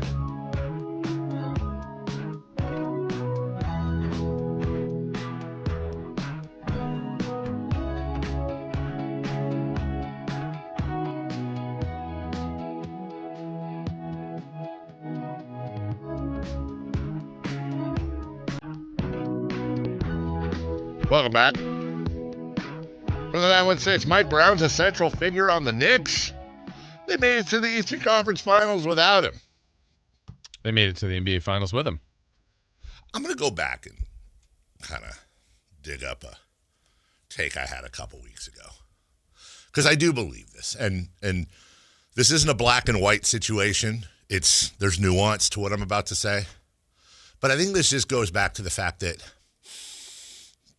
I don't really think coaches matter that much. Mm-hmm. I really don't. And I think Mike Brown's proof of that. And that's not me disrespecting Mike Brown in any way. Full credit to him. You think the Heat and like the Spurs would be the same with Popovich and Spoelstra? I think Popovich. Look at Popovich's last 5 years. If anybody else had his record the last 5 years, they'd have been fired. If his name was Fleg Mopovich, he'd have been fired 3 years in. He was terrible his last 5 years. Horrible. Coach Fleg. He was embarrassing from a record standpoint his last 5 years. And then this new guy, Mitch Johnson, comes in. He's got him two games away from the finals in his second year.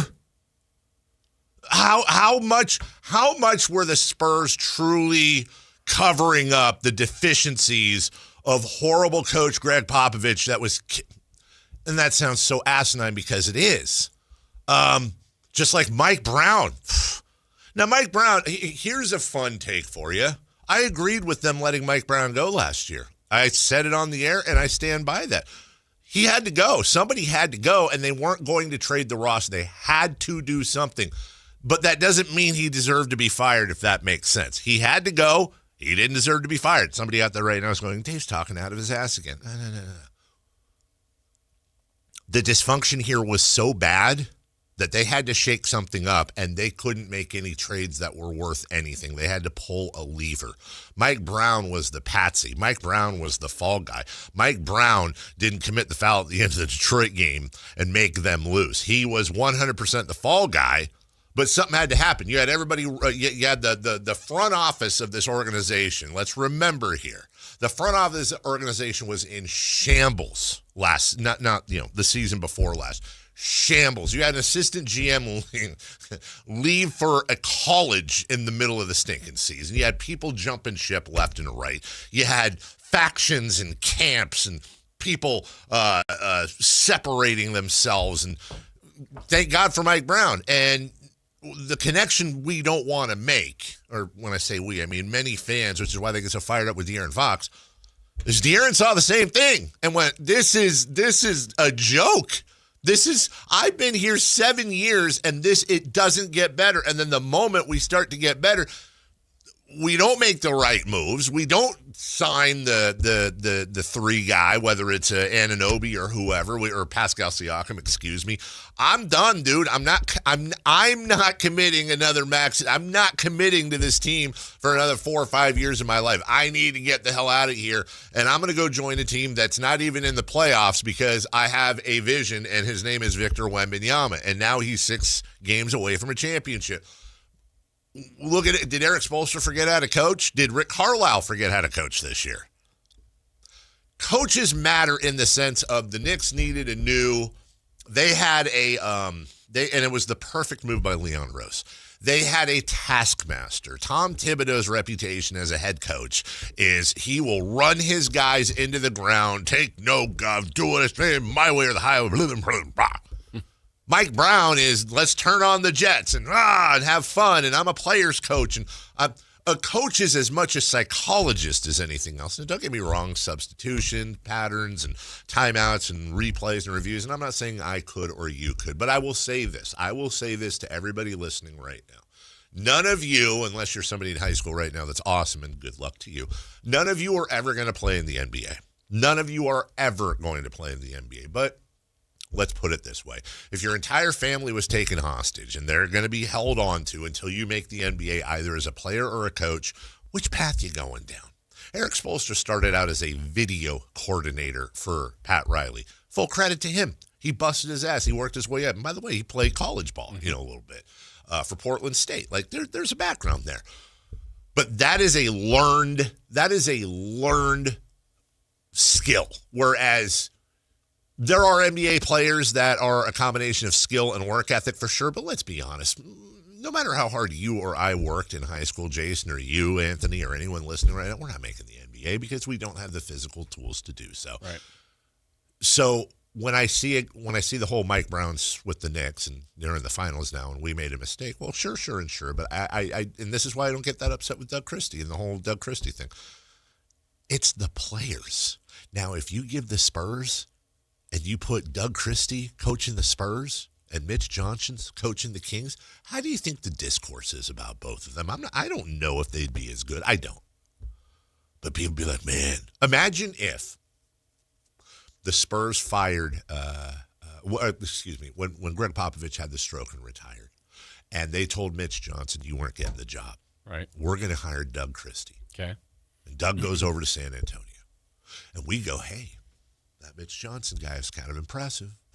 We're going to grab Mitch Johnson. Do you even think Mitch Johnson is working next year for the Kings? He's probably gone.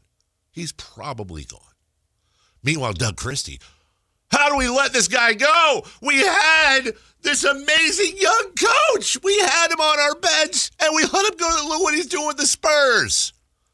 I think the deep, dark secret is simply coaching. It matters along the margins. But ultimately, if you don't have the talent, if you don't have the players, and that's the same thing with culture. Culture! Okay. You know how culture happens? You win. Right. You know how you win? Talent. So full props to Mike Brown. Absolutely. It sounds like I'm taking credit. I'm not. I'm just saying it's talent, dude. It's like keep it simple, stupid. It's location. Yeah. It's talent. But in this case, what's different? It's the same 5. It is the same 5. I guess it's only one round farther at the moment, but it's the final round. I would say, and here's again where it sounds like okay, well, Tyrese Halliburton's out all year long, and the Pacers sucked.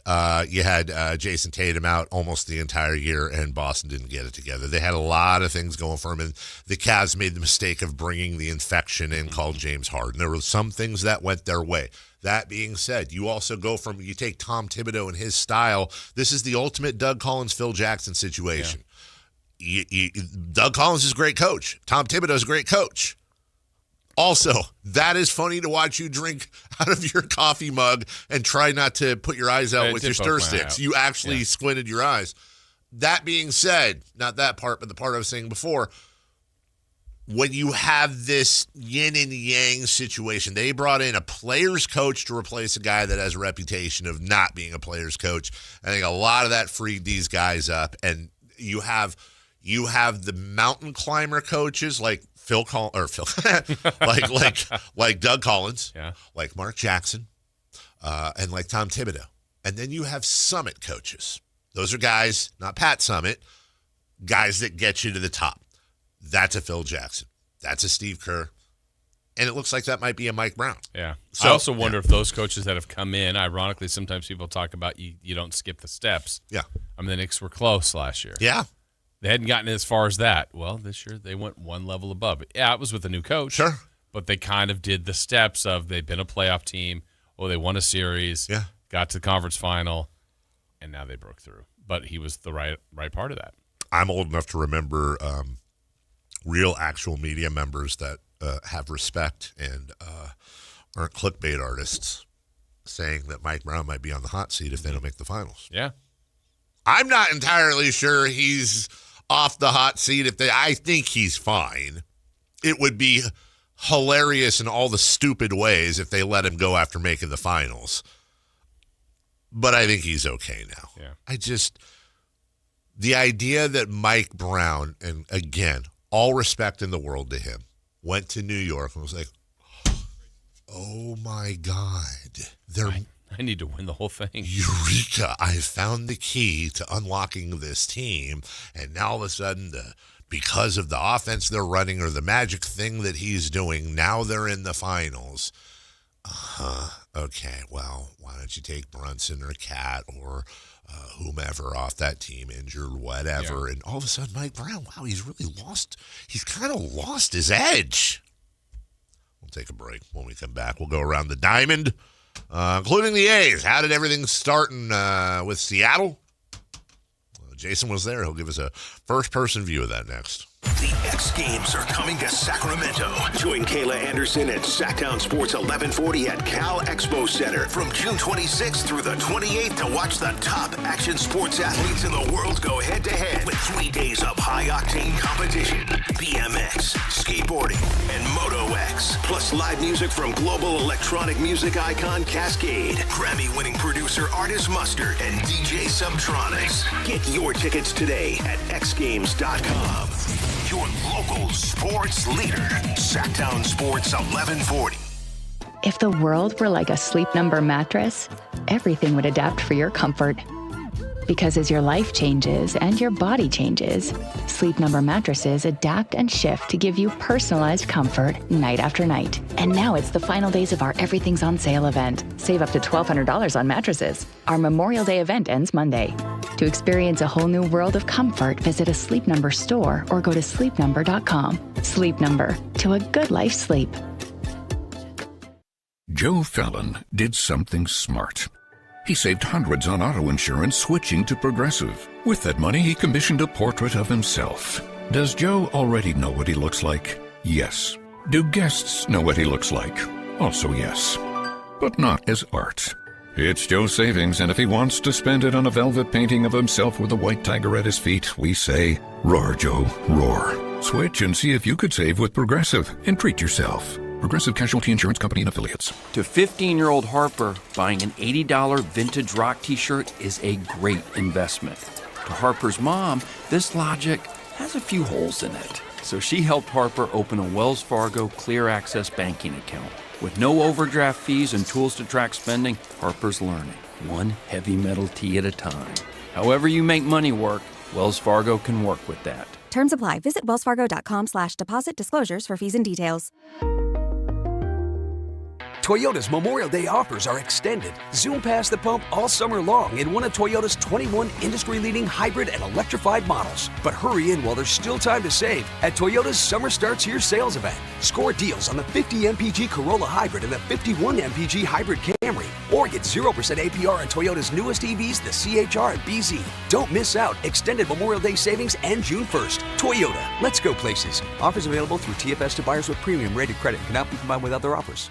Card collectors know there's nothing as special as a rare one-of-one card. And now you can hear a very rare one-of-a-kind sports card show right here on Sactown Sports. Whitey Gleason here inviting you to join me and Mr. True Sports Cards himself, Imran Pilati, for the True Sports Card Show every Saturday morning at 10 on Sactown Sports. It's the only sports card radio show in the nation. For all your hobby needs, get to True Sports Cards, 6661 Stanford Ranch Road in Rockland. And for hobby, insight, and fun, join us for the True Sports Card Show Saturday mornings at 10 on Sactown Sports. Don't miss out on the biggest action sports event happening in Sacramento this June. Tickets are now live for MoonPay X Games Sacramento 2026. See nearly 100 of the world's best skate, BMX, and Moto X athletes compete at Cal Expo June 26th through 28th. Music performances featuring electronic music icon Cascade on Friday, June 26th, and Grammy-winning producer and artist Mustard, and music producer DJ Subtronics on Saturday, June 27th. Score your tickets today at xgames.com.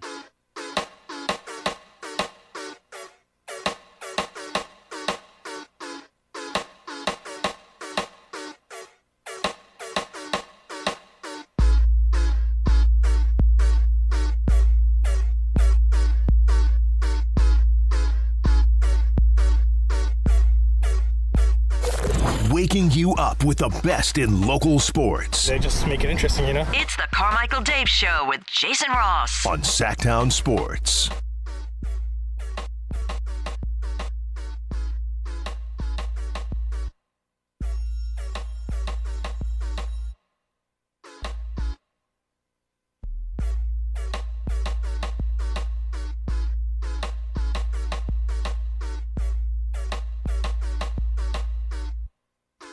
So last night, the A's began a 3-game series at home against the Seattle Mariners. The A's still haven't really played that great for a while, but they keep hanging on to the top spot in the American League West.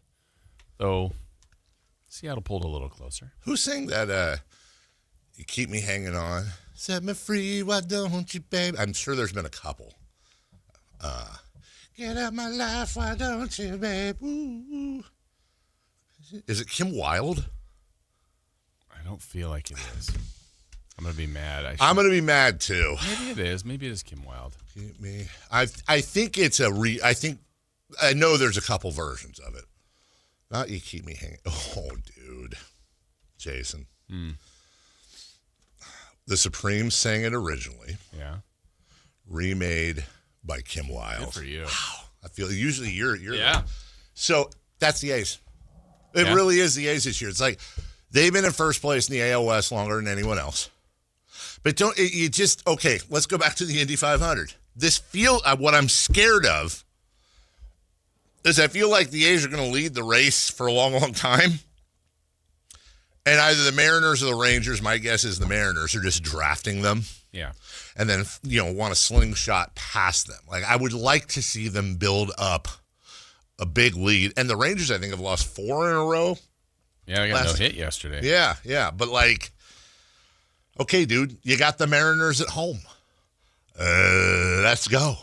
And that didn't happen last night. And I will, I want to read this text from the 279. I don't even know where the hell the 279 is. New area codes, man. Help me out, Ludacris. Dave, as an A's fan, I am asking if you could refrain from going to A's games in the future. Thanks, sincerely, Keith. And to which I respond, because I have not been to an A's game since they were in Oakland. I said, why? And he said, the A's always lose a lot when you go. I think he may be talking about me. And I said, I think you mean Jason, not me. And he goes, yes, I'm sorry. That's what I meant. I'm sorry, Dave. Keith would like you to. Now, what is your overall record this year now? I know you got a couple wins in there. I think 2-5. And that run differential, I don't know. I think I've been to the 3 worst home losses. I think so. What can we do? Do we have to, like, burn a chicken or something? What is it? We're in first place. That is true.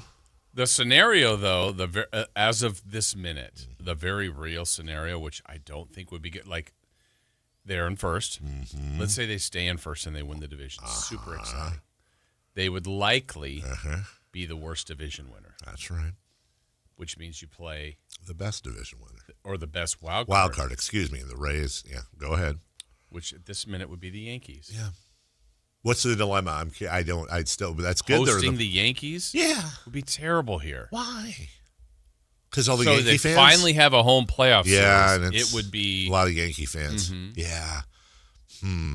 Well, let me ask you this. I know there'd be a lot of Yankee fans there, but I'm curious, would there be one more or one less Yankee fan there? I don't know. I don't know. Well, let's bring it. You know what? That's a long way away. Yeah. It is a long way away. Maybe instead of macro, we micro, like we like to do on this show. So macro would be looking at the whole season. Macro would be looking ahead to the playoffs. Yeah. Micro might be, I don't know, if there was like maybe if they played each other here in the regular season, which like I don't know. Weekend. Do they? Oh, they do this weekend. Yeah. Oh, wow. Friday, Saturday, Sunday. It's coming up. It is. It is coming up. Yeah. And the A's are fighting for their lives. Are they? I mean, their lives are okay. I'm just, are you, wearing a Yankee hat over there? Are you wearing an A's I will bucket? not be wearing a Yankees hat. Okay. I don't think I'll be wearing an A's hat. There was a scene. Do you remember the movie Major League? Yes, I have seen it. Remember a scene when the whole premise was the owner, she inherited it from her husband, and she wanted them to lose and move to Miami, and she would sit next to the general manager who wanted them to win. And when the Indians started, then the Indians, now the Guardians, would go on their winning streak. He would have to hide his cheering from her and kind of maybe do a little down low fist pump. I feel like that might be you at today's games, where you're split a little bit, but all rises. Yeah, I'll be rooting for Aaron Judge. Now let me ask you this: what if 3-game series? Mm-hmm. Okay. What if Aaron Judge hit 4 home runs, but the Yankees got swept? Are we okay with that? Yeah. Would you if I told you that Aaron Judge would have at least 3 home runs in the series, but it meant the A's would for sure sweep the Yankees? I'd sign up for that. Okay. So I feel like you're kind of rooting for the A's, but you love Aaron Judge. There's so much baseball left. Like I feel like the Yankees are in good position, not great, but good. A sweep wouldn't kill them. It wouldn't be great, but yeah, it's especially if we probably would mean more for the A's than it would for the Yankees. Let's put it that way. I feel like the Yankees are going to be fine, and God knows who they're about to acquire. I mean, don't we kind of know that? Meanwhile, yesterday, it's a little bit of kissing your sister here, but still credit to them. The Astros got sort of a no-hitter. Here's the final call. Santa, the 1-2 to Nimmo. Santa. Strike 3 call on the outside corner, and the Astros have thrown a no-hitter. But first a challenge. The call is going to stand, and the Astros are going to complete the 18th no-hitter in Astros history. Vasquez and Santa hopping up and down in front of the mound, and the rest of his teammates join in. The Houston Astros throw the first no-hitter in the major leagues since September of 2024. Last time I saw Santa throw a no-hitter, I don't have a follow-up. But I feel like that's a great... His last name's Santa? His debut. Oh, my goodness. In his debut, he goes 2 innings with a strikeout, a 3-pitcher combined no-hitter. Now, the 2 other pitchers threw a total of 39 pitches. The starter threw 97 pitches. Now, Jason, in my day, They're letting that pitcher go 120, 130. Absolutely. They're letting him go 120, 130 for a no-hitter. Come on, man. It feels like the Astros have done a couple of these. I think like that combined no-hitters. I think you're absolutely. I want to say the over/under is 3. I'm gonna go over. I think that's their combined 5th. Astro no-hitters. 5th or 6th. 5th or 6th. Because he just said there's out of 18. Out of 18, like they have a lot of no-hitters. What did I say? I said 3. You took the over. You said 5 or 6. Well, the answer's 4. So you were right. Kind of. The Astros have thrown 18. No, that's called Nolan Ryan on your team. Yeah, but still, and isn't it the Padres that don't have one, or the Mets? Let me see. Who's got the most combined? I think the Mets got one finally. Did they? Johan Santana, maybe. Didn't Nolan Ryan never threw one? Early years with the Mets. Maybe. Yeah. Let's see. Look at this. The Stros have 6 combined no-hitters, and it looks like the next up is the Mets with 2. Never mind. What team has... Wait, the Stros have 6 or 4? Combined. Oh, yeah, that's a great point. What the hell? Chat, hey, whatever. It says they hold... It says the Astros hold the record for the most combined no-hitters in Major League Baseball history. Now it says 5, okay? But 3 different answers. It says, well, it said freaking 6.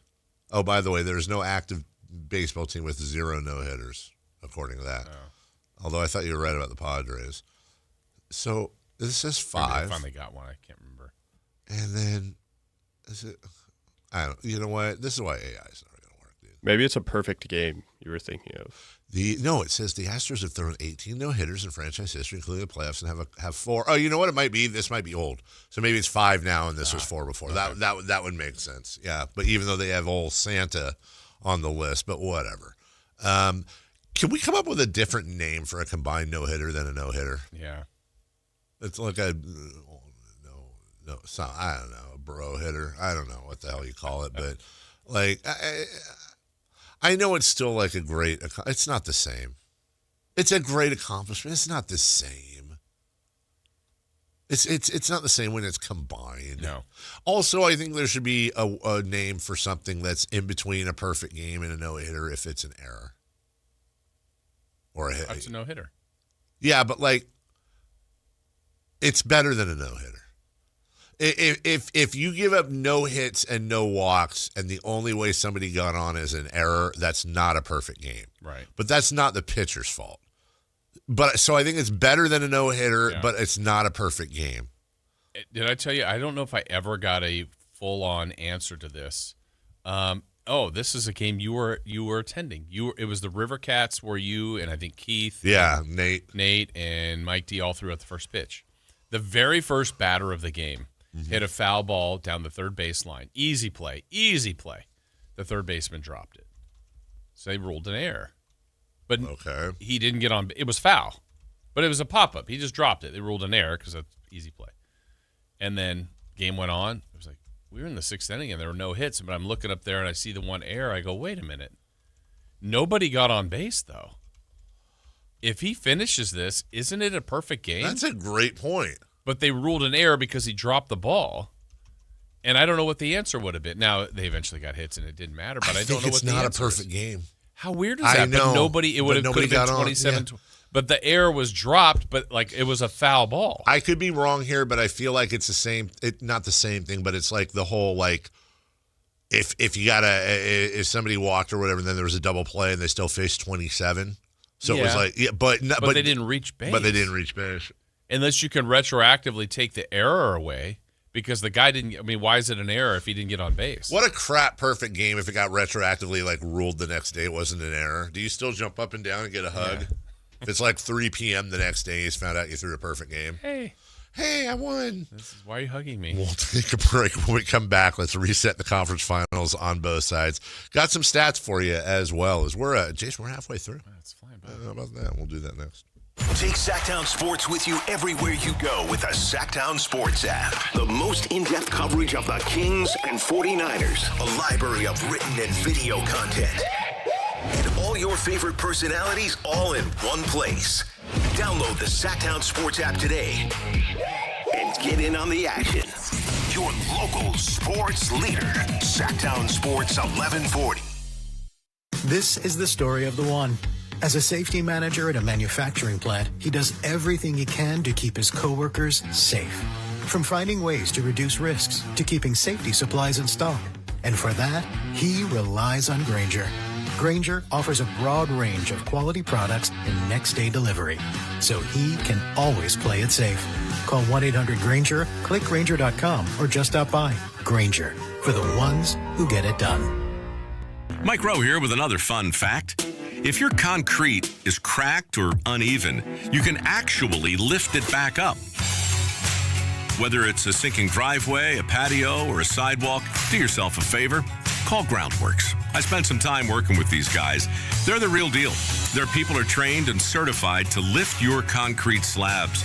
Schedule a free inspection with Groundworks, the foundation and waterproofing experts. Licensed in all states where work is performed. See website for details. Sacramento Kings return to Golden One Center this July for the 8th annual California Classic, presented by Ticketmaster. The Kings, with the 7th pick in the draft, will host the Golden State Warriors, Brooklyn Nets, and the Milwaukee Bucks on July 4th, 5th, and 6th. 3-day general admission passes start at just $50. Come see some NBA rookies, second-year players, and other athletes vying for spots on NBA and G League rosters. Visit kings.com/California Classic for more information and to buy your tickets today.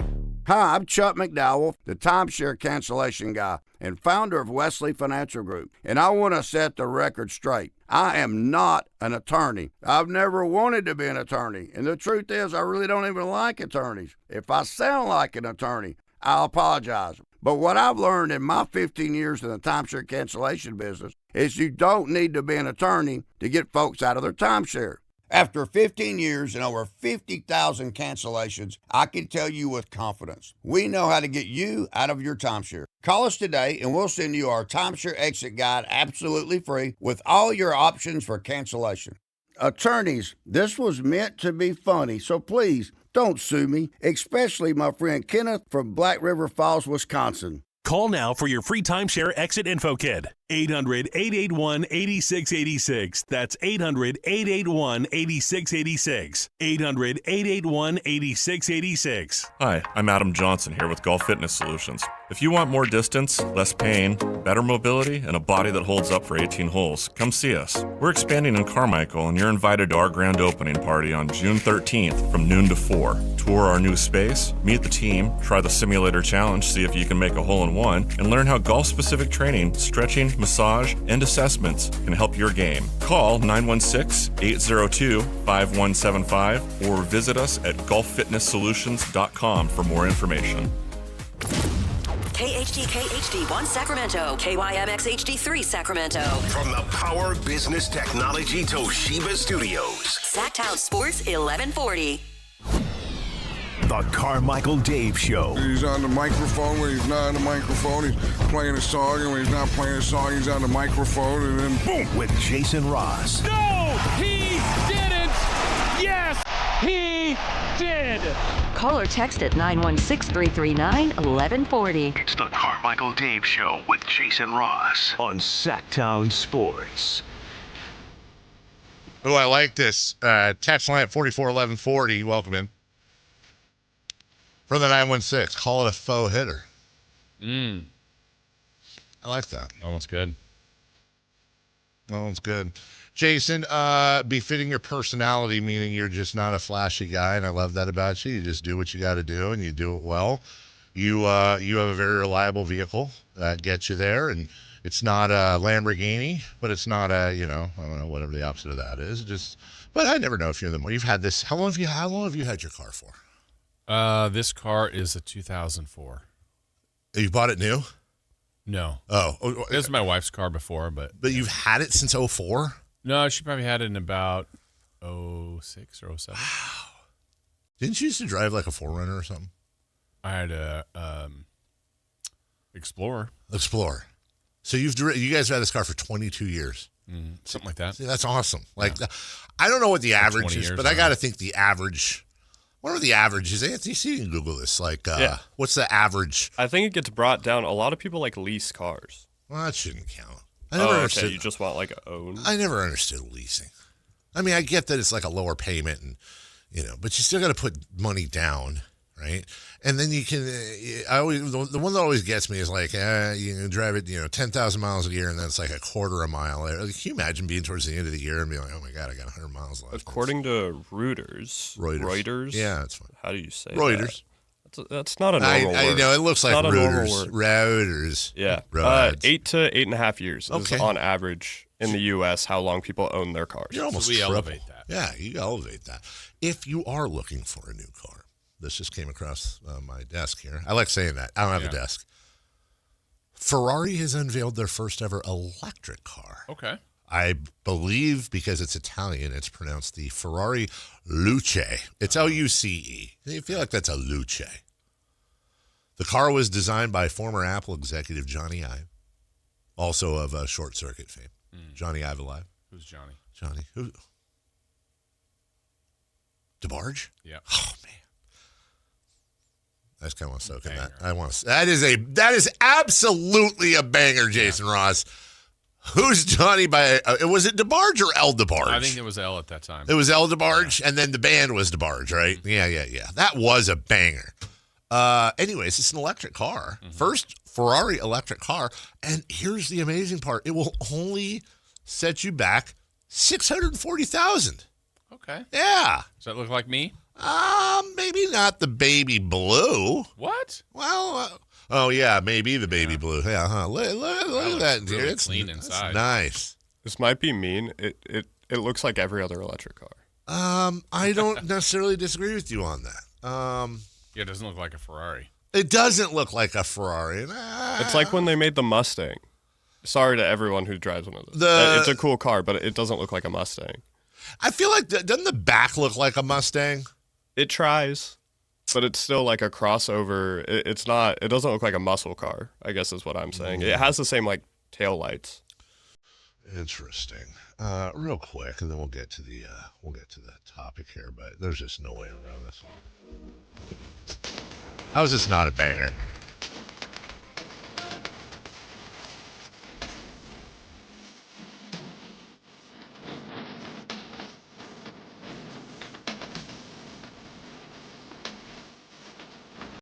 This is the prelude to the chorus, and I don't want to get a ding, so I'm just turning it down for 2 seconds. Come on, everyone. Stand up.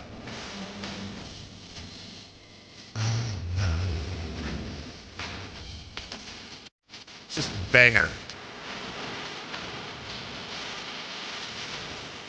Looks like a serious video, too. Yeah, they're in a courtroom, and I don't know why somebody looks like Bill Burr's there, but this was the 80s. John Goodman. Yeah, it does look like. Yeah, is that John Goodman? I don't know what's in Exhibit A, but the lady's Top holding that secret up. files. You know what? I think you got Milli Vanilli out of my head, Jason Ross. Yes. That's well For Who's Johnny, done. that's a win. Who's Johnny is, honestly. I mean, who is Johnny? Never found out. Yeah. Never found. Well, apparently We have Who's Johnny and here's Johnny. Who's Johnny? Johnny. Johnny. Oops, Johnny. Who? What? Oops. Johnny. Yeah, you know that. Johnny. Whoops, Johnny. Whoops. Like it's something with your hands. No. Look it up. No. Someone will know that. Oops, Johnny. Yeah. That sounds like a food. I had a grilled Oops Johnny the other day. Johnny Whoops Mother Goose Club. What is she doing? Come on, dude. You're going this deep. You're pulling something out of the Mother Goose Playhouse Kids I don't know Club. What that's from, but I know it. Look at that. Oh, yeah. Yeah, that's it. It's like Johnny. Whoops, Johnny. Whoops, Johnny. Come on. Mother Goose Club Playhouse. Number one rated Johnny Whoops. Story, sports show in the town. Hi, Mother Goose Club. Do you know the rhyme Johnny Whoops? It's about a boy who loves to slip and slide. Come here, and I'll show you how it goes. Okay. Johnny, Johnny, Johnny, Johnny Whoops, Johnny Whoops, Johnny, okay. Johnny, Johnny, Johnny. You're getting it now? Did you get that?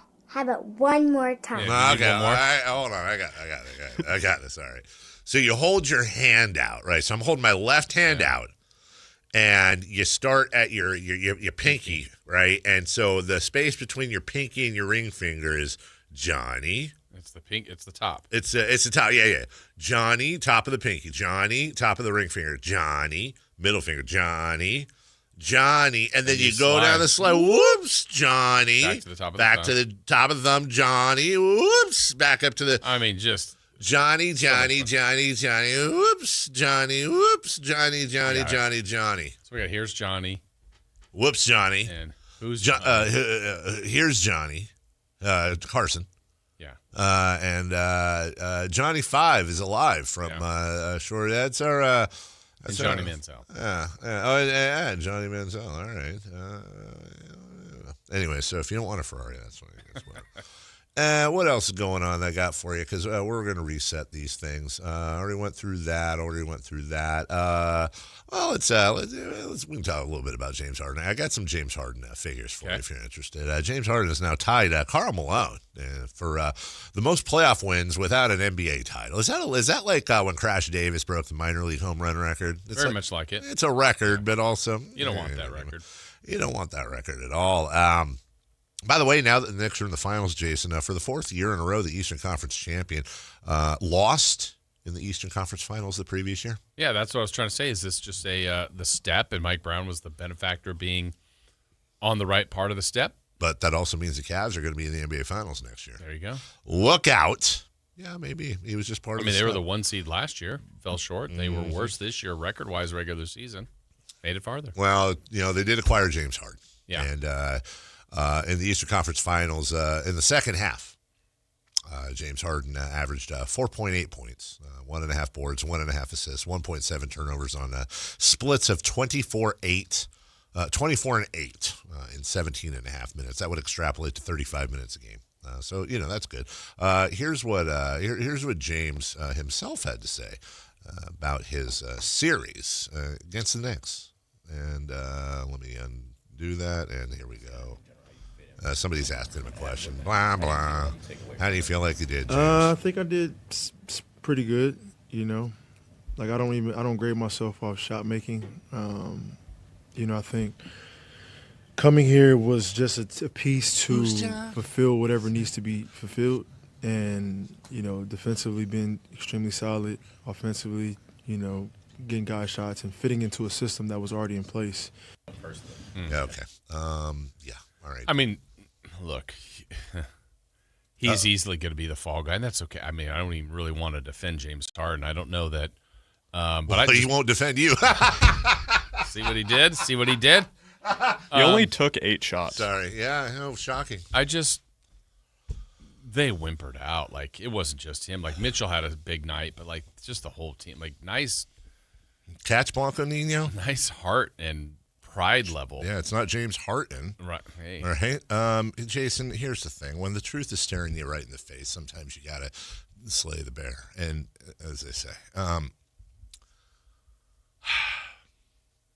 I don't normally when there's a pile on, I instinctively want to defend the person being piled on.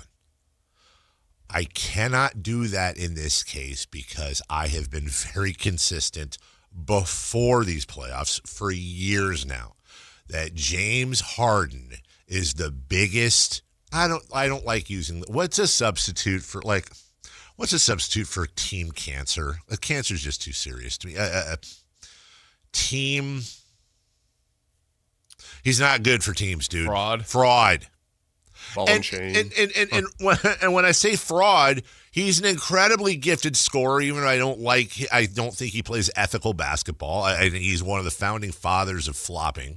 But he also has had many years where he's averaged over 10 assists, and he's had years where he's averaged a triple-double. Like you have to be fair and acknowledge that he's a first ballot Hall of Famer. He's one of the most gifted offensive players we've ever seen. Whether he's bending rules or not, it doesn't matter. You have to be fair.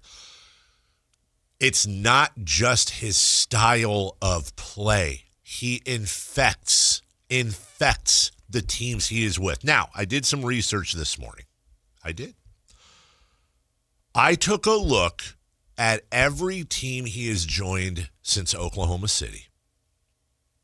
And I looked at their defensive rating the year before and then their defensive rating the year either he joined or after he joined, his first year with them. The Houston Rockets went from 17th to 16th. Improvement. Actually improved. The Brooklyn Nets had a defensive rating of 9th in the league the year before James Harden joined. His first year he was with them, they were 23rd. The Sixers had a defensive rating of number 2. Wow. They were 2nd in the league the year before James Harden joined. The year he got there, they were 12th. Now the Clippers were 18th. They moved up a spot to 17th. Last year, the Cleveland Cavaliers were 8th. Now, understandably, this was not a full season for him. He was there most of the year. They went from 8th to 15th. It's not just that James Harden is a complete and total cone on defense. He willfully does not try on defense.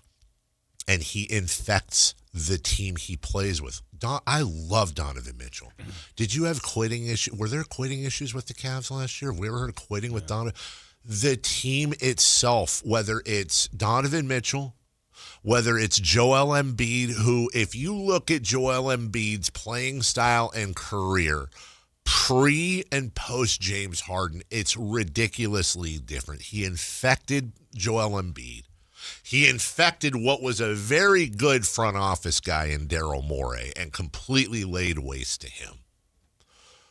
The amount of help that James Harden has had throughout his career is insane. He has played with, just to name a few, prime Donovan Mitchell, almost the beginning, really, of their prime for sure, Durant and Westbrook, prime Kyrie, prime Kevin Durant again with the Nets, prime Joel Embiid, prime Kawhi, semi-prime Paul George. There were injuries there, let's be fair. Westbrook, Dwight Howard, and Chris Paul again with the Rockets, all right around in their prime or dead center in their prime. And now, of course, Donovan Mitchell, as we said, with the Cavs. He infects teams for a number of reasons. He has no interest in playing defense. The amount of times yesterday through this series, the announcers were talking about how the Cavs weren't even getting back on defense was ridiculous. James Harden has 22 playoff losses with more turnovers than shots made. When James Harden is in an elimination game, we've talked about the numbers before, it's ridiculously bad. It's not just that he's bad, it's that he completely disappears. He has now played, as we said, in 191 playoff games without a championship. He went 5 of 28 from beyond the arc with 12 assists and 17 turnovers in this series. By the way, since we're piling on ex-Kings, Dennis Schroeder is now 0-12 in conference playoff games. Oh. He has not won one. What else do I have here for you, Jason? In 3 elimination games this season, 2 of which they won, James Harden was 7 of 27 from the field and 1 of 17 from 3. Those are percentages of 26 and 6%. This isn't and you hear, I've heard too, like, well, wait a minute, hold on a second. He's 36, 37 years old. This has been him his whole career. Right. Everywhere he goes, it's like these GMs are fooled into thinking that we're right there and this guy's going to put us over the top. And inevitably he leaves what you look at Brooklyn right now, what they're going through in part was the James Harden experiment. Philadelphia, I understand what they did in the playoffs getting up past Boston, but don't let that cover up the fact that they're a treadmill team right now with the worst contract in the league. I've said it before and I will say it again and people think I'm trolling. I swear to God on my kids, I would not trade a future protected second-round pick for James Harden if he was signed to a 4-year, $4 million contract. Unless I could do it just simply to flip him to another GM. That is how low I value James Harden. He's going to be a first ballot Hall of Famer, but he is going to go. I don't even know what the comp is, Jason. I don't know what the comp is to James in other sports. I don't know if there's ever been a comp for somebody that is so damn toxic. Right. And players have his back, and that goes a long way with me. But his results, that's what we see. That's what we see. Would you have rather, if you were a Cavs fan, would you have rather have lost Game 7 to the Pistons to avoid this 4-0 sweep, or get that win and then get this embarrassment? Yeah, it's a really good question. Instinctively, I say screw it. You got to the Eastern Conference Finals. Whether you know, it's kind of like we always talk about Jordan being 6-0 in the finals, but we don't talk about how many times he lost before that. We talk about Montana being 4-0 in Super Bowls. We don't talk about Jim Burt knocking him out of the NFC Championship game and all that stuff. Like, I always think it's better to make it to the next round, but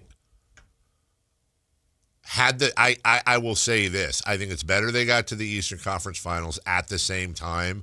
I think there'd be far less backlash on not just Harden, but Atkinson and everybody else had the number 1 ranked 60-win Detroit Pistons beating them in 7. I think the discourse would actually be a lot of like, dang, they gave the number 1 seed everything they could handle, and my goodness gracious. I think you can look back objectively and go, this is a really good year for Cleveland. They beat the number 1 seed. They were 8 wins away from a championship. Right. There's 25, 26 other teams that wish they could do that. Yeah. But I look at the Cavs team and I'm like, dude, this ain't it, bro. Yeah, and when we said Game 1 was 1 loss, but how much damage did blowing that lead? Because you win that game, and let's say they win it the way it was going, by 20 points in New York. Now you've cooled off the hottest team in the sport. You've taken home court advantage away. I just don't know if the series would be different. But they did blow that game, and it just seemed to take their spirit completely away, all the confidence to the Knicks. Even yesterday is like, hey, we're going to lose the series, but can we get one? Let's not lose at home. Let's not get and then just fight. Lose by 30, whatever it was, 30 plus. That doesn't happen with Darius Garland. I'm telling you, it doesn't happen with Darius Garland. The Cavs rolled over. Full credit to the Knicks. Yeah. But the Cavs rolled over, dude. And if you can't see that infection and that he's going to do the same thing to Donovan Mitchell, the same thing that he did to Joel Embiid, the same thing he's done his whole career, going back to that reporter talking about, James, you call yourself the system. Yeah. You got a guy that's saying with a straight face that he thinks his defense is solid.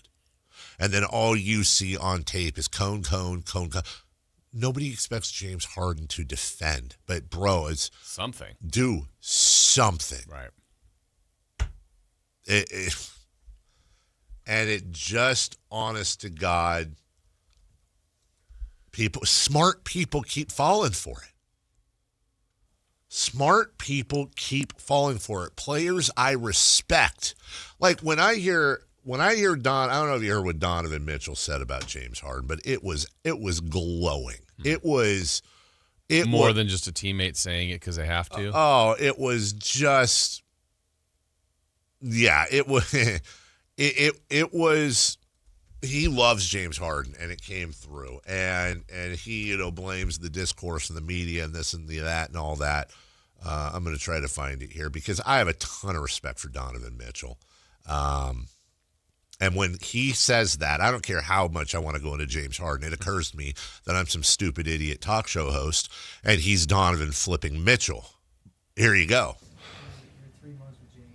And by here you go, I mean we got to wait for the question. Let me come on. I think this is a long lead up. He's drinking some water, and there you go. Hey, man. Who am I asking the question? I think there's a lot to that. I think we ignore leadership by him. I think we ignore the human, the character of who he is. All positive things, by the way. I think we ignore the empowerment that he gives people. I think we also ignore his greatness in a major way. I say we, I really mean y'all. Sorry. Like, this man changed the game of basketball. like, changed the game of basketball. I agree with that. In ways that we've never seen before. And we live in such a ring-dominant culture that we're willing to write a guy off because he hasn't gotten there. God, it's transcended basketball, right?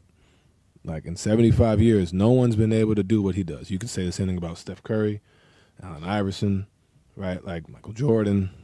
James Harden's in that. So, yeah, like, obviously I can relate to not having reached a certain point, but I do also feel like we don't talk about his greatness enough.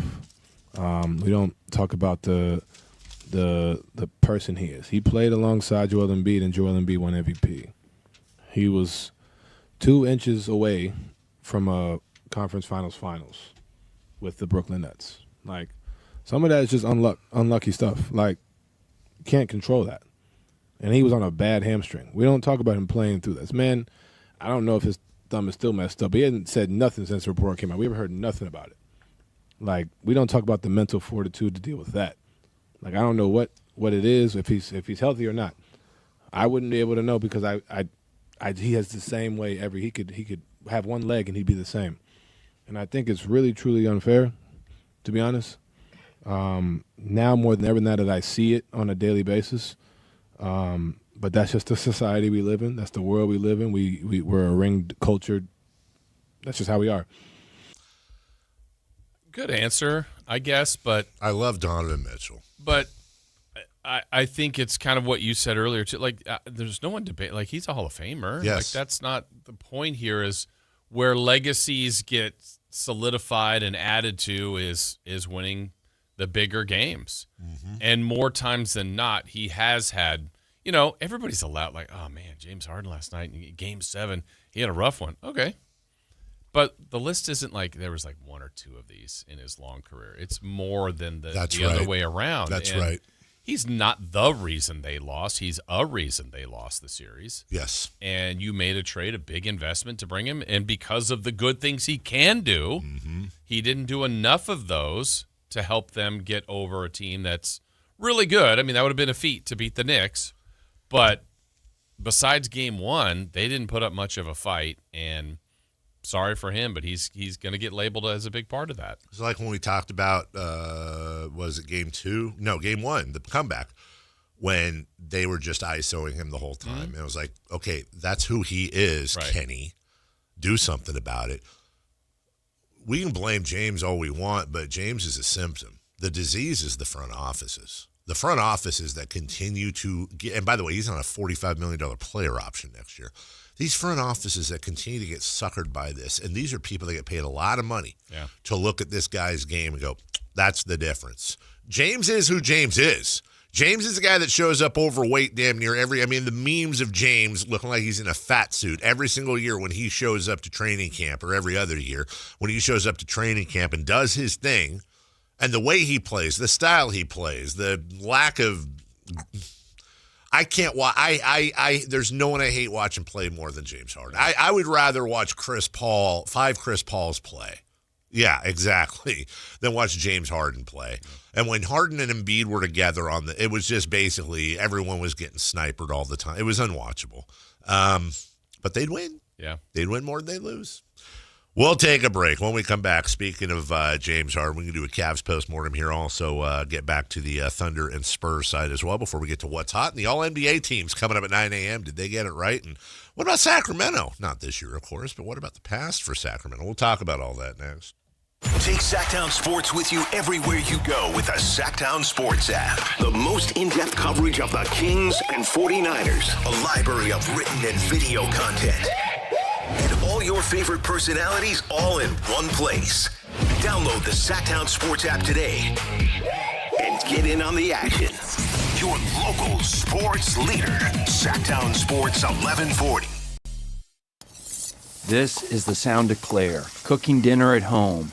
And that's the sound of a fraud alert from Wells Fargo, flagging a charge for a pricey restaurant in Paris. Considering Claire isn't in Paris right now, that seemed odd. To the bank and to Claire. 2 taps later, Claire says nope to the charge, and Wells Fargo is on the case. However you make money work, Wells Fargo can work with that. Wells Fargo Bank, N.A., member FDIC. There are many reasons to choose Gonzalez Law Offices. As a dedicated trial lawyer with an undefeated record from 2016 through 2019, and you'll know that no case is too big or too small. Due to his success, hard work, and commitment to excellence, attorney Jonathan Gonzalez has been listed in Super Lawyer's Rising Stars, as well as in the top 40 under 40 list by national trial lawyers. You can find Gonzalez Law Office online at saclegaldefense.com or call him at 916-304-9187. This Home Improvement Month tip is brought to you by Bonnie, leading the way home. Take a look under sinks and around toilets. Small leaks can lead to big damage if left unchecked. It's time to celebrate everyone's favorite mascot. Join the Sacramento River Cats for Dinger's birthday on Sunday, June 7th at Sutter Health Park. Help us celebrate with baseball, smiles, and tons of family fun. Get your tickets at rivercats.com. It's Big O Tire's anniversary sales event. Now through June 14th, buy 3 tires, get 1 free on 4 select in-stock Big O brand tires with installation purchase. Plus, you'll also get our industry-leading ProTech Plus warranty for free. Disposal fees extra, not good with other offers. See Big O dealer for pricing. Patrick was way behind on his IRS taxes. I was in way over my head. The total amount ended up being somewhere just over $30,000. $30,000.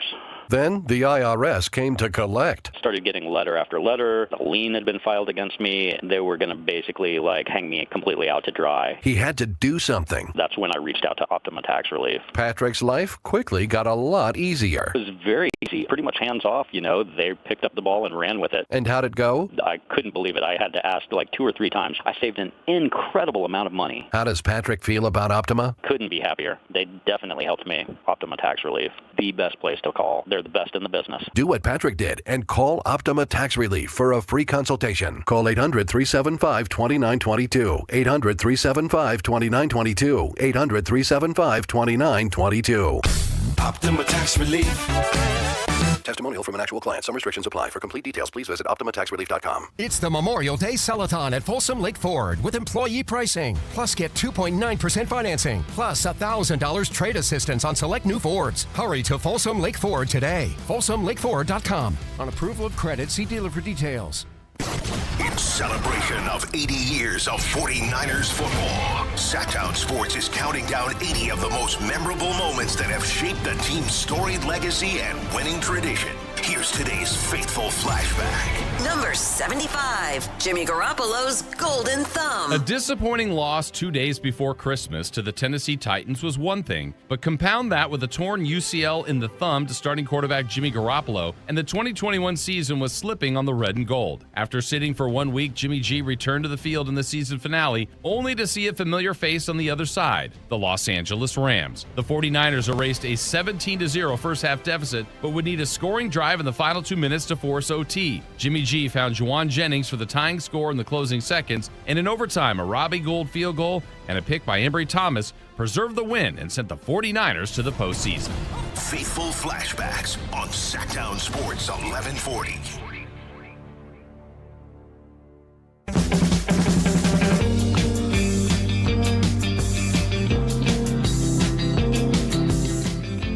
The Carmichael Dave Show with Jason Ross. Call or text at 916-339-1140. On Sactown Sports.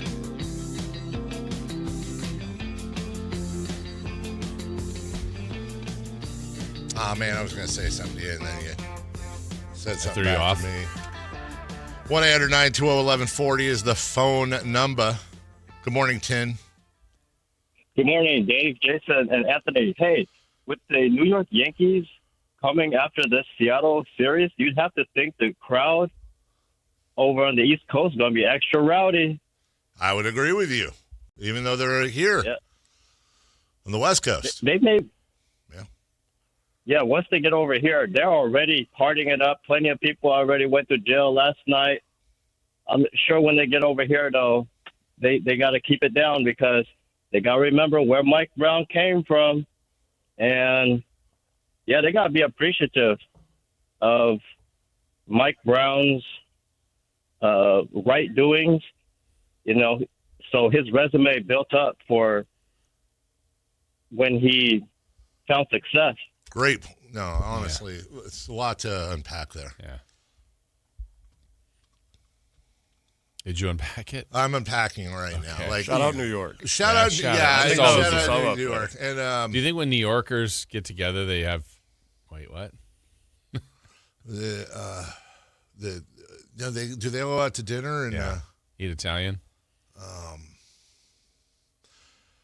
From the nobody is listening to the show, or this person isn't, department from the text line. Dave, you're so quick to use a flamethrower on James Harden. Do you see your hypocrisy when you're stationed, your heart and soul as the Sacramento Kings? What's more James Harden than the Kings? Was it Harden's fault in Game 1 the coach didn't replace him with Ellis when Brunson had his way with them in their comeback? Well, two good points. Number one, we should definitely criticize the Kings at some point, which we don't do. For the Cavs loss. Or in general. Yeah. Which we haven't done yet this show, like multiple times. And then also somebody should bring up that they should have replaced James Harden and blame Kenny Atkinson, which we hadn't thought of that. Had not thought of that. Also several times during the show. Yeah. Today. And the day it happened. And we broke it down quite a bit. But but analytically, Cavs won the series. Yeah. Okay. From who the hell put this out over the weekend? Let me see. Oh, Christ, I gotta go. My likes are. You have to go to different. So many likes. You have to go to history. Guys on Twitter a lot. Crap. According to Brett Siegel. I don't know. Do we? How do we feel about Brett Siegel? Is it good? Okay. The Clippers and Nets will attempt to, quote, force Sacramento's hand to trade up to 5 or 6, knowing their desire to draft Darius Yakov Jr. in the upcoming draft. Okay. My spider sense is starting to tingle a little bit. It is starting to tingle a little bit. Like, the 4D chess move would be for Scott Perry and the front office to find ways to really broadcast how badly the Kings want to draft Darius Yakov. Maybe leak out the whole he coached his dad thing, through some media folk. And, maybe, let me put it this way. If the Sacramento Kings trade up to draft Darius Yakov, and Darius Yakov isn't leading this team to playoffs and multiple. Then it's a fireable offense. It's literally a fireable offense, and Scott Perry should be. But the problem is that you won't know that till 3 years down the road, and then it's like, cool, we fired him, rad, we're back in the same spot. Yeah, but there's been enough of the NBA insider or people that kind of report on these things. Yeah, that. Either independently or they're reporting the same story that have said the Kings have interest in Darius Yakov. Yeah. Seems a little. And I don't doubt that they wouldn't, but why is that? I mean, like we kind of said before, don't you think they'd probably have some interest in Cam Boozer or AJ DeBonsa or, pick your guy, but Yakov could be in their range. But the point is, like, why is that one out there? Here's to your point, and you're so right. Here's the sad part. Aggregators, I've broken a lot of news on the Kings before. We work for the flagship station of the Sacramento Kings. I want you to listen up, and I want to see if this gets aggregated. Sources tell me that Scott Perry and the Sacramento Kings are very high on Kingston Flemings and could absolutely take him with the 7 pick, whether Yakov is there or not. That is a factual statement. Mm-hmm. That is a 100% fact. I am reporting that. Hold on, let me pull the mock draft up here real quick because I want to mess around here, but I don't want to really mess around. All right, NBA mock draft. Here we go. Oh, I got one for you. The Sacramento Kings, sitting at the number 7 pick, would be ecstatic if somehow Cam Boozer or Caleb Wilson fell to 7 and would not hesitate to pick one or both. Well, not both, but one or the other, I mean. Hold on here. Here we go. Let me find another one here. Jason, because I don't want to drag you into all this crap. Sources tell me Keaton Wagler has impressed a lot of people with his tape and a lot more. And I'm not sure if they've met with him or not, but they're very much looking forward to sitting down with Wagler and his camp to assess if he's the right pick at number 7, but there's a lot of buzz there. Yeah. I have said nothing that's not true. I have said nothing that is not sourced from direct conversations with the front office. Nothing. How much you want to bet none of that gets aggregated? Mm-hmm. And that's the game that we play here in the NBA media. Good morning, Raider Ted. Oh. RT. How you guys doing? Hey, brother. Good. How are you? Hey, just real quickly, I was a Knicks fan before the Kings moved here, and so I've been a long-suffering basketball fan. I used to root for Bernard King when I was very young, and when they got the number 1 pick with Ewing, I thought, we're going to win some championships. And then all the Michael Jordan years, and just not getting there, and then obviously what happened with the Kings and the Lakers, and just all the heartbreak. So I'm excited for the first time since. I wasn't even excited back in '99 when they made it, because I just didn't feel that team was very good. And there's something about this team, and if you look at Mikal Bridges and Shamet, what they did off the bench, and maybe it's because the D wasn't great for Cleveland. I know Cleveland was horrible, but I honestly think this team can compete and has a chance, no matter unless OKC just gets all those calls with all the flopping and everything. I think they can compete with both of these teams for a ring. Well, Ted, to the point we were making earlier, and this is not taking any credit away from the Knicks, I think, and I could be wrong, I think the Spurs and the Thunder, in one order or the other, probably Thunder Spurs, are the 2 best teams in the NBA, followed by the Knicks. But they're on a generational run right now through the playoffs. There's no doubt about that. The Knicks sweeping the Cavs, on top of the fact that the Spurs and Thunder are going to play at minimum a 6-game knockout, drag-out. And I think we all probably agree that series will go 7. I'm not here to say the Knicks need this, but it ain't hurting them that these guys are probably going to roll into that Knicks series looking like a boxer that just got done with 12 rounds. Yeah. So. Yeah. And, the Knicks were they looked awful in that game 1 until they turned it on with 8 minutes to go. So you just never know. But they got a lot of depth, and I think they have a shot, and it's exciting to watch. Well, thank you. I'm sorry. I thought he was Raider done. Ted. Sorry, Raider Ted. Or Nick Ted. That's so rude. Nick Ted. Yeah. Nick Ted. Living in the city. Living in the city. Did you just say living in the city? Yeah. My wife says the same thing. Isn't it living in a movie? Living in a movie, yeah. But my wife says the same thing because we do that around the house. Yeah. How did you? Am I wrong? No, I think you're right. But the two. Or are there 2 different lines? Ragdoll. No, it's living in a movie. I think it is, but now you got me. Is there any line at one point? Wait, there's a song by Frankie Valli called Ragdoll. I didn't see that today. Yeah, Ragdoll living in a movie. Okay, but does he say later living? No, it's living in a movie. God dang, are you guys talking? Daddy's little cutie. Daddy's little cutie, so fine. Never see you leaving by the back door. Man, what is You're that? singing Belvedere. Yeah, I feel. No. Johnny never mattered before. Who cares when you drop kick? Wait, when you drop kick your jacket. No one cares in something else, and he sat on his junk. Ow! That's a real story, but it's not. We'll take a break. When we come back, what's hot? What's not as we drive towards 10 a.m. And what better way to drive towards 10 a.m. than with a Dodge Chrysler Jeep Ram? Right up there in a Woodland. Ladies and gentlemen, look, we were talking about the $640,000 electric Ferrari. If you're not quite in that market, Hoblet has a ton of vehicles under $20,000, not to mention their Ram trucks at the Super Center. They're so good, they have 2 spots, two locations right next to each other, right near each other, because they're a 5th-generation family-owned and operated dealer. You can go to obletdodge.com and search, select, and save. The true pricing there, not all these hidden crappy fees for you. That's not what they do. And that's why, my goodness, people keep going back and back and back and back and back. Unbeatable prices. Unbeatable selection. Nobody beats Hoblet. Period.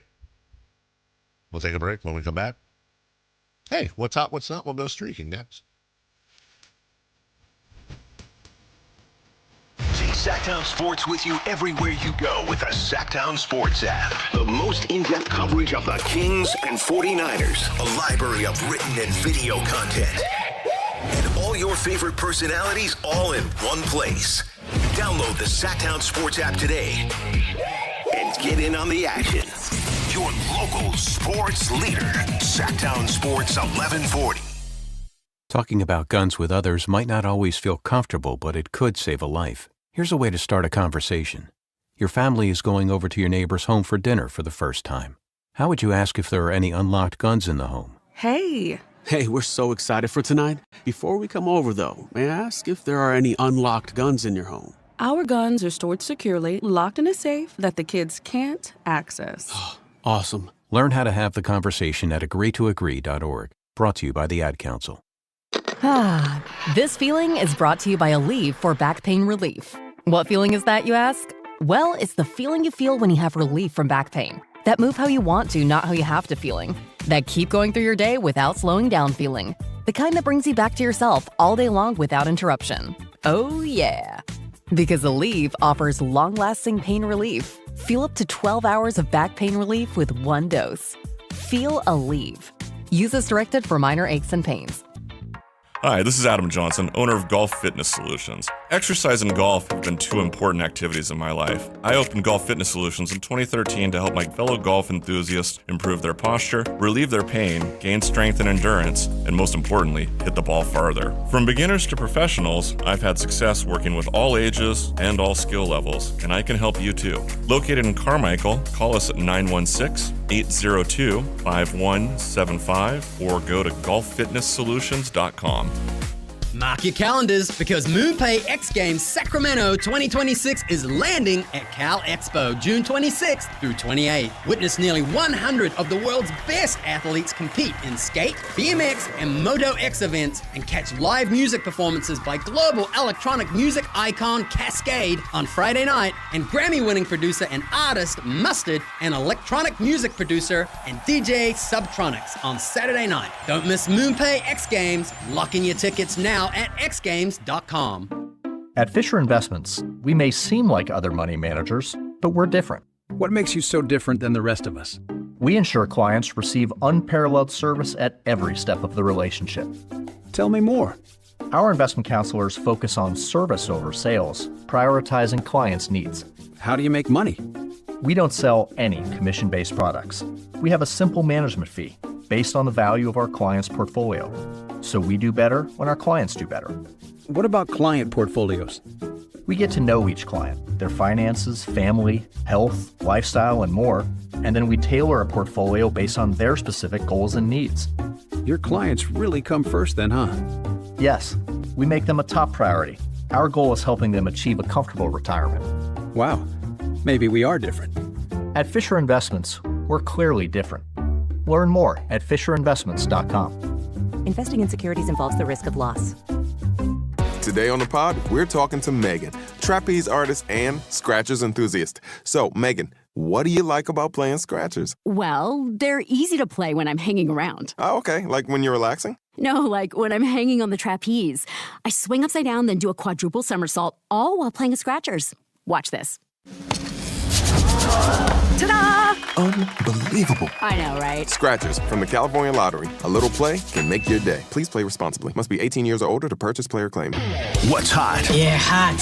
Real hot. And what's not? It's not good. Brought to you by American Energy Heating and Air, Sacramento's complete heating and cooling company, and second opinion partner.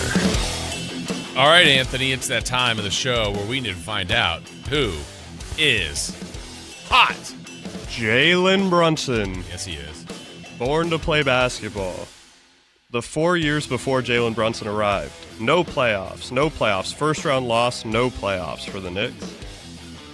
4 years since Jalen Brunson arrived, East semis, East finals, NBA finals.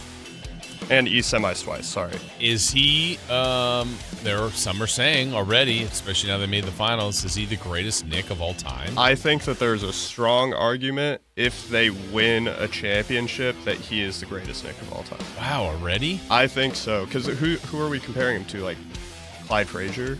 Ewing, right? I guess Hall of Famers, people that have just I think he's better than Ewing already. Like stats galore that are like going to double him, but that's just because of games, right? Games played. I just think the whole story is crazy. He showed up. No one thought he was going to be this good. He said during his opening press conference that he's not a savior. Wow. And he was actively the savior. Took a pay cut. I know people don't like the way that he plays, and I complained about SGA earlier. So. Oh, I haven't heard as much about. People saying that about Brunson? Well, I think the difference is that Brunson's small, so it's a little bit more excusable. But he definitely does the head jerking back thing. Like he's foul baiting a little bit. But Jalen Brunson's hot. He is hot. He is very hot. Yeah, Tom Haberstroh did that thing last week where it was falling for every shot. Brunson was. I wish you didn't tell me that. Why?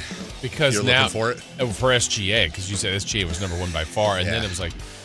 A jump shot. It's bad. The one I know they showed it a ton on Game 4 where Fox kind of didn't even touch it. I know. It was like a straight up jump. Maybe there's a graze, like of anything, but just the fall, and you're like whistle and like, what are we? And I was looking in that moment. I was looking to see if it was because he was trying to protect himself, like you said. There's no way. He just goes to the ground. Yeah, he just drops. He loves the ground. Yeah. Who do you blame more? You got to pick one. Okay. Shai Gilgeous-Alexander or the powers that be? Powers that be. Powers that be. It's a system problem. I've said it before. Take advantage of the system. You can't ultimately blame. The guy won MVP and he's got a ring. There are things like 2 MVPs. You're right. There are things like tanking. That's a very difficult, that's a nuanced thing. This is not a hard fix. This is an incredibly easy fix. And this is in the rules, by the way. You can't do that. No, you can't. Yep. This is just one very simple idea I came up with in 10 seconds earlier this weekend. Appoint a 3-person committee, so you don't have just one person seeing one. 3-person committee. We'll call them the flopping committee, whatever you want to call it. Rules enforcement task force. Opposing teams can send in tape when they think flopping is happening. They all have video coordinators. They can send in a tape to the NBA. Retroactive or what? And you have them look, and you retroactively fine, and you first off, you fine them, you publish it, and then you have somebody like The Athletic. See, bullying works. It's not a good thing, but it works. You make it very public who the flopping leaders are. You find them, and then you escalate it just like technical fouls. Your first flop, it's a $10,000 fine. Your second flop, $25,000. Your third flop, $50,000, and a 1-game suspension, and on and on and on. Guess what?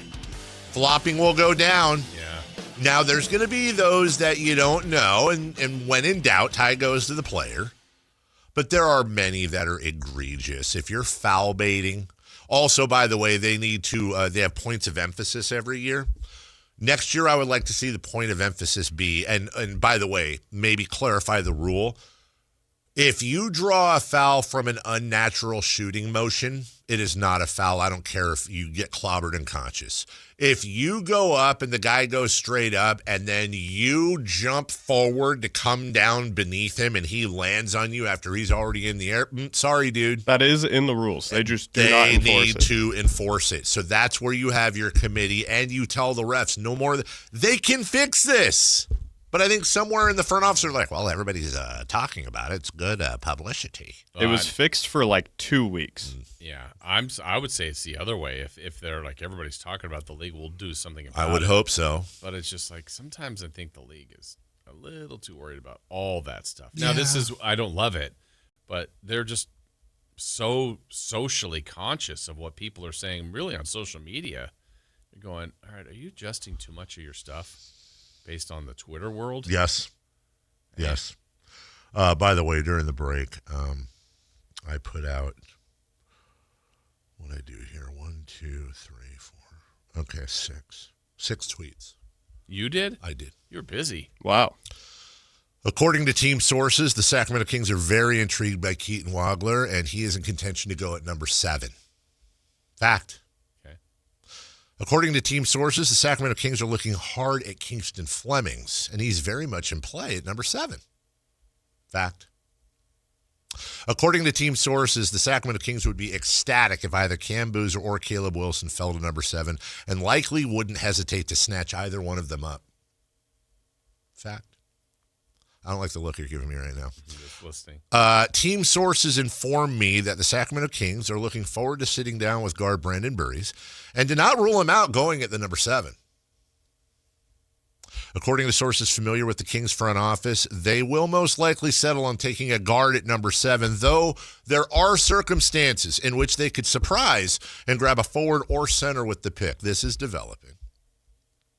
And then finally, checking in with the Kings front office, I am told there are more than a few scenarios in which they do not take Darius Acuff Jr., even if he's available. Also, many scenarios where they actually do take him at 7. Which one do you think is going to get the most views? Because I know which one I think will. I have no idea. I'll watch. It'll be the Acuff one. You're messy. It is silly season. Yeah. It is absolutely silly season. And the point of the story is, and by the way, if one of those gets aggregated, even better. Because we've done this before. The point of that is that it is silly season and nobody knows anything. They don't know anything. They really do not. And by the way, I don't think the Kings know who they're going to pick yet. I think they probably have a very good idea. But I don't think they know. I don't think anything's locked. I think if we brought Scott Perry in right now and put a lie detector thingies on him, first off, kind of funny. Yeah. Secondly, I think he'd say, yeah, we have our draft board, but we still have to talk to these guys. We still have to sit down with these guys. And in the end, he's got to post it in his pocket, and it says Vontae Mack no matter what. No matter what. Who's not? Who's not? I completely forgot about that. I thought that you guys didn't want to know who was not. No, I got going on a thing. All right. Yeah. The Montreal Canadiens. I know how much of a fan you are of them, so this might be come on, man. Kind of a sore spot. Don't get on my Canadiens. 1 shot on goal in the third period and overtime last night. 1 shot on goal in the last 37 plus minutes of the game. They are shooting 48 to 92. So the other obviously they've shot 48 times and the other team shot 92 times. It's kind of crazy. That's not how you win hockey. It's not how you win. In that whole game, they had 12 shots on goal. It's not enough. They did score 1 though, which is kind of impressive. 1 for 12 in hockey. I feel like that's pretty good. But guess what? What? They're due. Yeah. Here they come. Well, we go streaking, shall we? Okay. Come on. Don't get on my. And by the way, it's Canadiens, right? Yeah. It's not Montreal Canadiens. It's time to go streaking. We're going streaking! Who is the Nostradamus of MLB? Who can keep the streak going? It's time to go streaking. What the hell are you doing? We're streaking. All right, let's give some updates here. Dave is at 0 going into Friday's picks. I was also at 0. Anthony was at 0, and Chris was at 9. Oh, Anthony. Yeah. So let's start for where Anthony was. You, Anthony, on Friday at 0, made your selection, and it was, why am I blanking? Oh, Nick Kurtz. And Nick Kurtz, 1 for 2 with an RBI. Hey! There we go. Dave was at 0 trying to get to 1. He took a friend of the show, Henry Bolte. Henry Bolte. Fastest athletic out there. He got it 3 times. He got 2 hits and an RBI. Look at him. I took Sal Stewart of the Reds. I was at 0 trying to get a hit. They were washed out. Oh, Sally Stew. The game. Chris stuck with the A's. He took Shea Langoliers. Oh, Bangoliers. He had a home run last night. He got up 4 times to get to his streak to 10. He got 0 hits. Oh, no. It was great. Streak is over. Oh, wow. All right, Chris. Wow, don't even come back. He may not. Don't even come back. It's over. It's over. What a dingle. Hoff. You still the only one this year to get to double digits.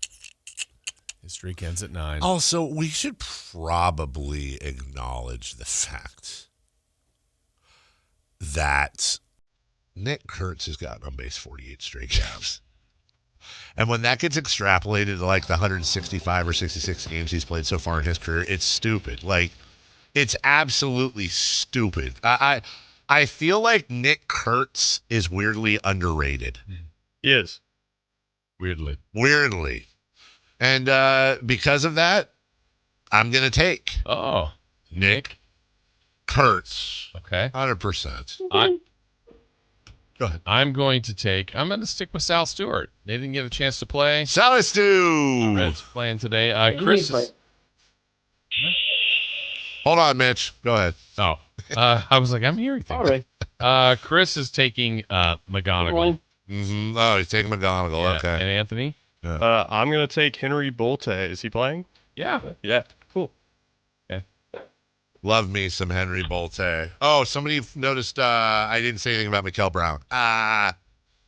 Mikael, and then we'll take... Oh, they don't want him. Mikael Brown, according to team sources, is absolutely in play at number 7 for the Kings. They're very much looking forward to sitting down and getting to know him. Breaking news, like on the spot. Hey, Mitch, can you hold through the break? We'll get you when we get back. We got to pay some bills. Is that okay, buddy? Yeah. Okay, thanks, Mitch. We'll take a break when we come back. Mitch and the All-NBA teams right after this. This is the story of the one. As a safety manager at a manufacturing plant, he does everything he can to keep his coworkers safe. From finding ways to reduce risks to keeping safety supplies in stock. And for that, he relies on Grainger. Grainger offers a broad range of quality products and next-day delivery, so he can always play it safe. Call 1-800-GRAINGER, click Grainger.com, or just stop by. Grainger, for the ones who get it done. This is a special alert to all Americans who own a vehicle with less than 200,000 miles with an auto warranty about to expire or with no warranty coverage at all. Due to a decline in the economy, CarShield is announcing a low-cost month-to-month vehicle protection plan that is now available to the public to save any driver out-of-pocket expenses on future auto repairs. Call now to find out how you can pay almost nothing for covered auto repairs. Yes, you heard that correctly. Pay almost nothing for covered auto repairs. An open phone line has been established for all drivers to call for a free quick quote. Call 800-330-8323 now. Drivers who are covered will not have to pay for covered repairs again. This protection plan is at an all-time low. Additionally, drivers who activate this vehicle protection today will also receive free roadside assistance, free towing, and car rental options at no additional cost. Call us for your free quick quote today. 800-330-8323. That's 800-330-8323. What do you have to lose? Call 800-330-8323. Again, 800-330-8323. In 1962, Big O Tires began a revolution in the tire industry. Now through June 14th, celebrate with our 64th anniversary sale. Buy 3, get 1 free on 4 select in-stock Big O branded tires with installation purchase. You'll also get our industry-leading ProTech Plus warranty, free. Year after year, we turn big problems into no problem at all. Big O Tires, the team you trust. Installation required. Disposal fees and shop fees extra where permitted. See store for pricing. Eligibility may vary. Not valid with other offers.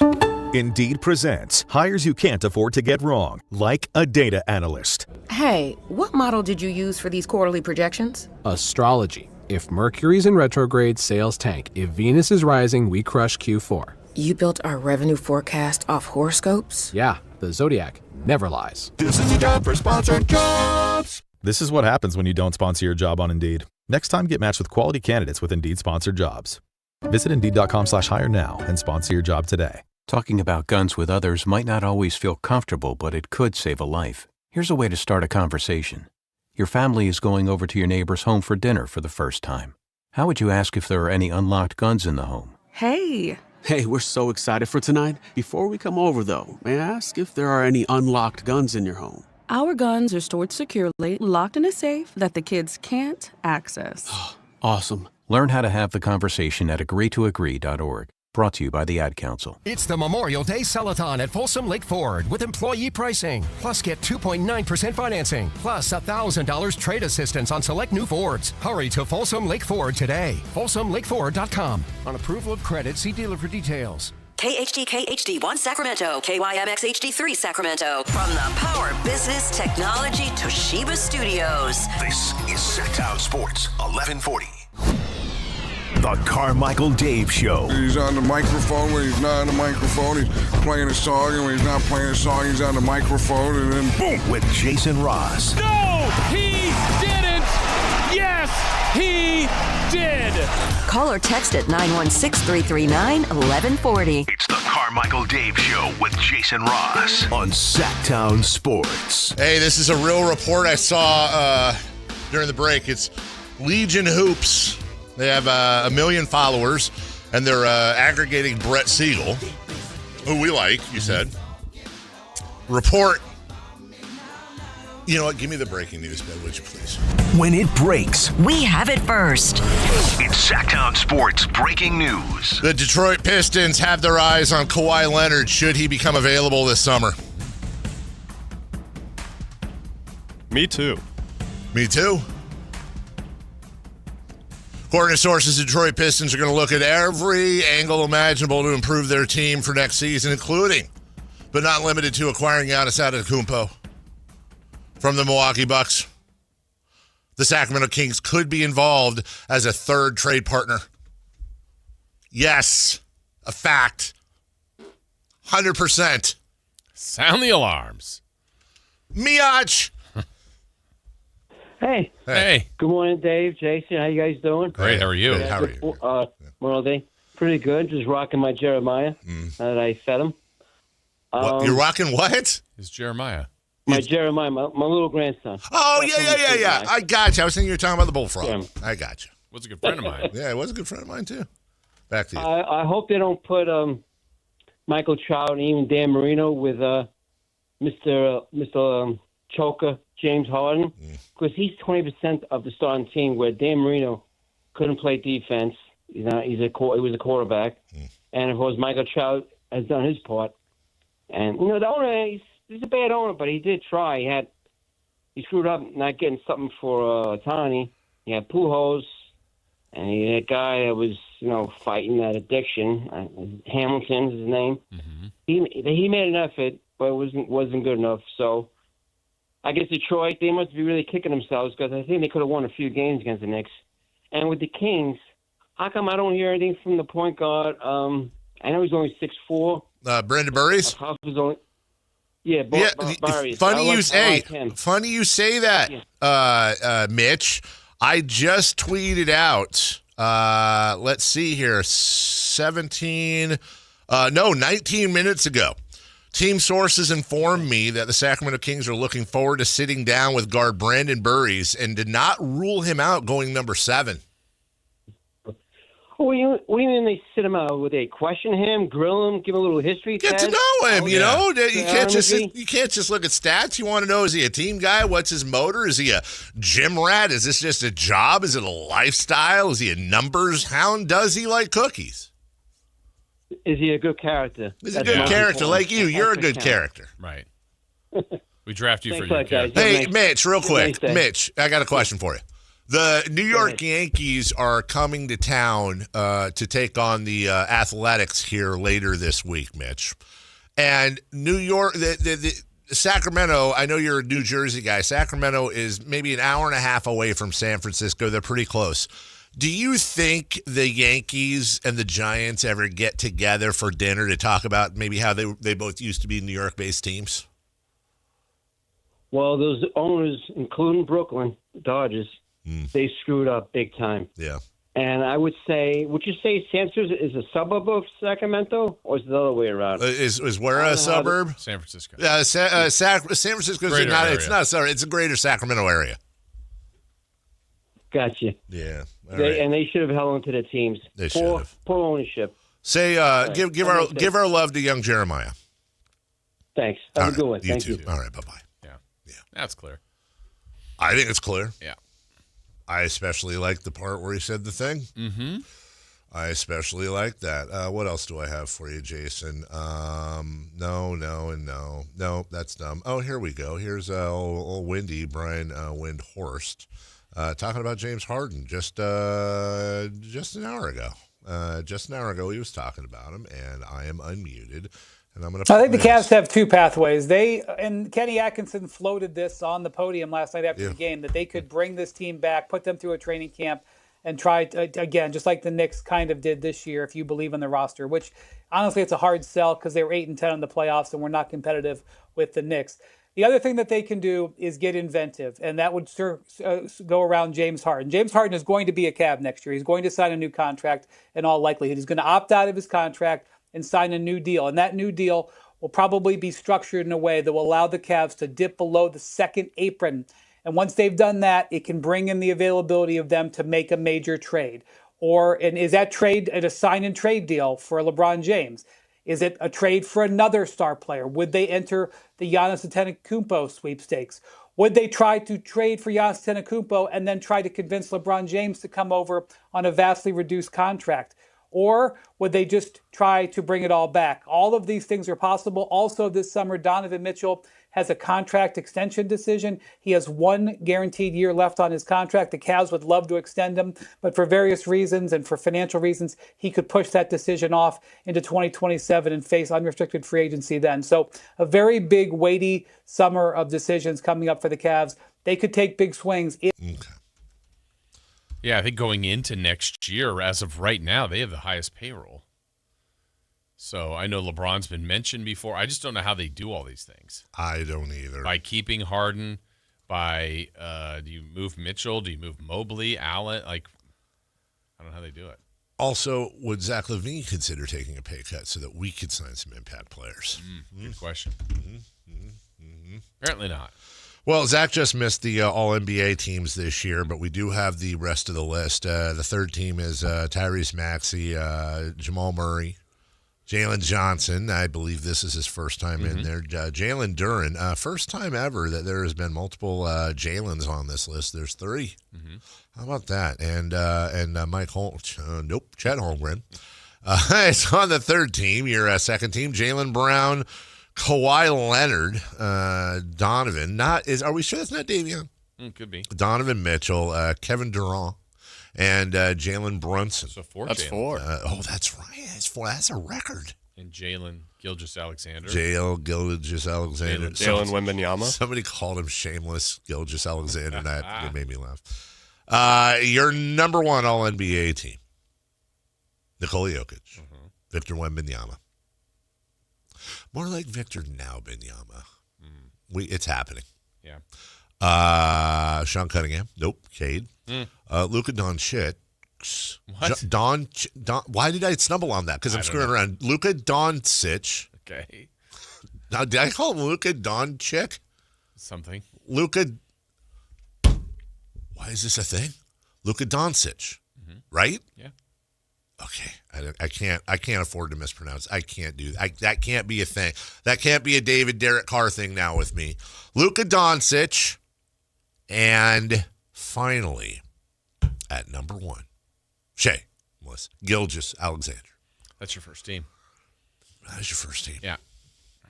Have there been any Sacramento Kings that have ever made All-NBA first team? Just one. Just one. Chris Webber.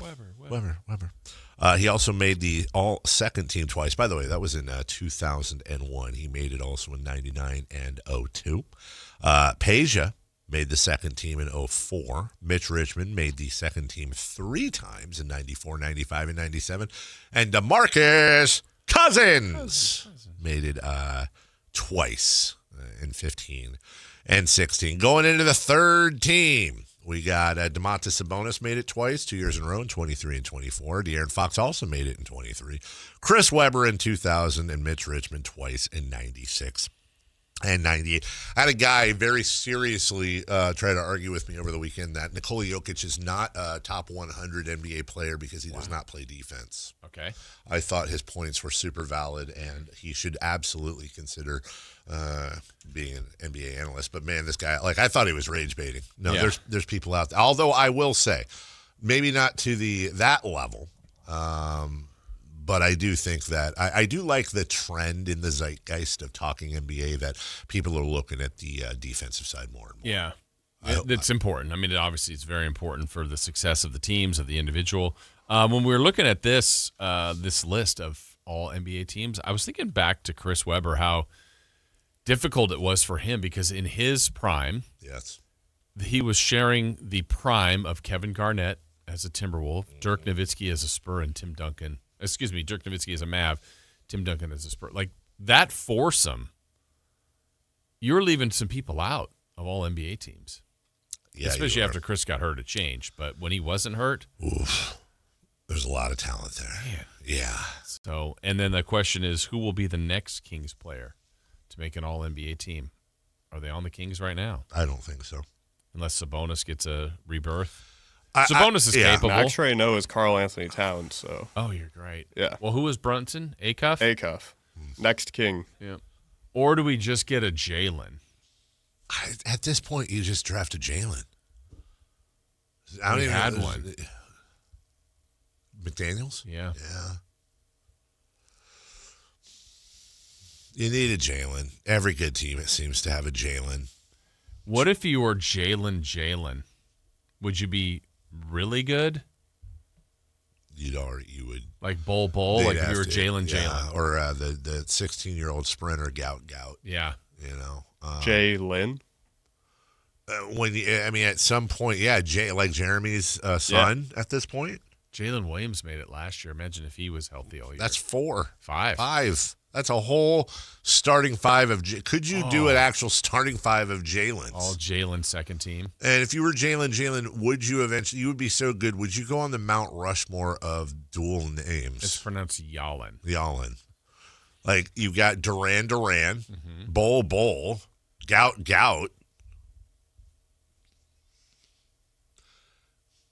I don't know. I don't got a 4th, dude. Is there a Scott? Nope. No. Huh. I mean, these are things you got to think about when drafting, which I won't lie. I do think about that sometimes. Just in the names? It is, now look, I would say this.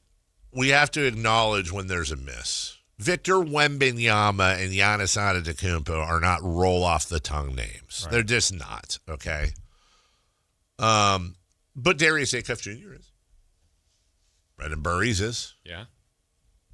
Kingston Flemings. These are great. These are great superstar names. I don't know that if going by that rule, I don't think Keaton Wagler is. Yeah. It's unique though. It is unique. Name. Yeah, but so is Fredley Frederton. He's not going to win the whole thing. Yeah. There is who's the guy in the Magic, man? Franz Wagner. Uh-huh. But, even a Jokic, it's easy to say. Yeah. Alexander, SGA. But, Jordan, Bird, Magic, Kareem. And then it's not like it's Jordan, Bird, Magic, Kareem, Flonjowski. That's not how it works. But Gilgeous-Alexander's kind of it wordy, is. But that's why SGA works. I think Nikhil Walker-Alexander is a more superstar name than Shea Gil. I want to know where the Gilgeous came from. Was it a misspelling of gorgeous, or is it a family name? Maybe it's a Gilgeous pleasure. Oh. Also, what is it with that family and 3 names? Yeah. Nikhil Alexander Walker, Texas Ranger, and then you have Shea Gilgeous-Alexander, Hamilton. It's like why? That's like the old question. Why does every serial killer have 3 names? What are you suggesting? I'm not. I'm just saying. Post-career? It's never Bob Smith. It's always Bob Walker Smith was charged with. Uh-huh. What is the deal? What's the deal with that? What's the deal with 3 first-name killers? Speaking of serial killers, good morning, JR. Hey, there he is. I'm killing my Frosted Flakes this morning. They're great. They are great. Tony. I feel like I got gout after this weekend, though. I'll tell you right now. Get used to that name, Gout, dude. You're going to be seeing Gout. I love that. You see that special on him? That dude is the real deal. I did not. Oh, they just did one this 2 weekends ago, and they have his coach. She's pretty badass. She does not play around, and she's got him focused. Okay. That dude can fly. Yeah. Was Gout ever not focused? Yeah, but I mean the way he overcame that disease and stuff twice. Pretty amazing. You actually had me for like 2 seconds. I'm sorry. No, there was a special on him. It was pretty good. Moto. Don't forget about Moto. Well, it's Moto. Madagascar, the hippo in Madagascar. Oh, yeah, come on, Dave. Come on, Dave. I don't remember. You don't think our boy Ray, I call him Ray Maxime. I know he's a French guy, and there's only one room for French guy. You think he can get into the first or second team? Is he that good? I mean, he was rookie. He was second team. If I'm being non-biased, and I'm trying to be, you're always biased. No, I don't. I don't. I if you're asking me, will he ever be top 3 all NBA teams? The fact that he's 22, I don't see a tremendous defensive presence out of him, and he doesn't. I don't really see an outside shot from him. I'm talking threes. Now that can, especially the 3-point thing. It's the Lopez rule that can absolutely change. Max is on track for me to be a Hall of Gooder. I think he's a hog. I don't think he's a Hoff. He's a Stanford graduate from France. He's already ahead of the world. And he's awesome, and I love him. It's just we're talking, there's 15 guys every year that make. I'd be happy with a top 50, dude. So Patient he only made second team? Yeah, one time. You say only. I mean, that's top 10 in the world, JR. Yeah, I'm more stock in his son. But that's okay. You think we'll get him? We'll get him next year. I hope so. I just think that'd be a fun fan service move with a second-round pick. I understand that's valuable, but odds are they're not going to make the team anyway. And by the way, this guy, it's not like he sucks, and it's not like he's an Antetokounmpo brother. This is a guy that could. What I don't want to see, and if you want to talk about the ballad of the Sacramento Kings, now we screw everything up. Mark my words on this. If we don't draft Andrei Stojakovic, there's a 70% chance he will, at minimum, be some sort of really good rotation player for a good team. And we're going to be sitting here all the time. He was right there. Yeah. We passed on him twice. We know his dad. But odds are, based on the fact that every time the Kings have an opportunity to draft the son of an Eastern European player, they end up drafting a Bagley. So I don't know if there's a Bagley in the second round, but that's what they did last time. You don't think there's not another Doncic? Luka Doncic in the morning. It's Luka Doncic in the morning. Thank you. Was he spiraling? He was starting. Yeah. It's like when my dogs get the zoomies. You can tell because they start doing the two paw jump, the play bow. And they have that look in their eye, ready to go. I'm ready. Yeah. If they draft Andrei Stojakovic, maybe we could be like Braun and Bronny, and bring Peja back and have another father-son. He's probably a top 3-point shooter on this team right now. They need 3-point shooting. Although, hey, Peja, I know you listen. Here's a message for you, buddy. Maybe you can't have your son play in the NBA and not shoot threes, dude. Right. Come on, pass the magic down. Pass the Dutchie. You think he's keeping some of it? Is that maybe it's one of those things where it's like, I'm going to hold one thing back. Yeah. You can't have all of it. And the one thing that was always crazy to me about Peja Stojakovic, beyond first off, there's two things about Peja Stojakovic that never ever get talked about when it comes to the legacy of Peja, and I think they should be explored more. Number one, and I say we never talk about it, but I think I mentioned it like 2 weeks ago, best pass in Sacramento Kings history. And that's a team that had Jason Williams on it. But Peja Stojakovic is, in my opinion, the behind-the-back pass. That is a top 5 pass I've ever seen in my life, much less with the Kings. Secondly, I don't know why, but I'd love to see all these video content creators out there should go back in the time machine and check out every time Peja Stojakovic D'd up against Dirk Nowitzki in the playoffs, which happened a few times.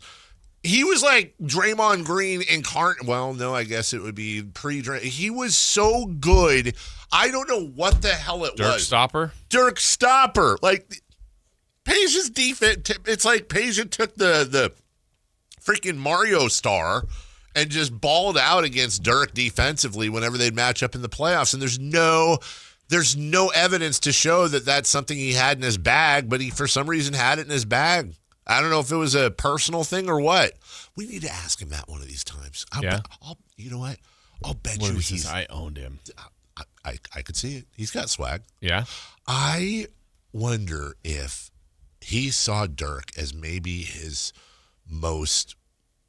I'm gonna make this for the youngsters here, okay? Because we're trying to reach outside the door. Yeah. I wonder if he saw Dirk as one of his ops. Okay, and I think it's working. Thank you. What? I think it's working. And he didn't want to play defense like an NPC. Okay, so instead of crashing out, he decided to really embrace his inner aura. And do his thing. He ate and he did not leave crumbs, Jason. What's happening? Yep. So I'll bet you Peja has other than maybe after the actual game happened. I would love to ask that question because I'll bet you Peja's never been asked about that. Like he could expect any question. I'll bet you he's never since the series ended been asked about why was your defense so good against Nurk Nowitzki. I like Nurk Nowitzki. Hey, it's wrestling on ESPN. I'm glad. That's great. That's what I want to see. Well, by the way, those tweets I'm putting out, they're blowing up. I have pages and pages of people that are taking this incredibly seriously. This is understandable. We could see a cuff drop. That's from somebody in Dallas. Here's another Dallas. Burries or Kingston at 9, and we ride. They're quoting my. According to team sources, the Kings are looking hard at Kingston Flemings, and he's very much in play at number 7. I will feel good when and if this gets aggregated by one of the big boys. Then we can declare victory. Yeah. It's what? It's coming. Okay. We'll take a break. When we come back, what's on deck brought to you? What is? You're going to have to wait, Jason Ross, just a couple minutes, and we'll let you know what's going on tonight. Right here on the number 1 Nielsen-rated sports show in the city. Any station, any time slot. Right here on Sactown Sports. Take Sactown Sports with you everywhere you go with the Sactown Sports app. The most in-depth coverage of the Kings and 49ers. A library of written and video content.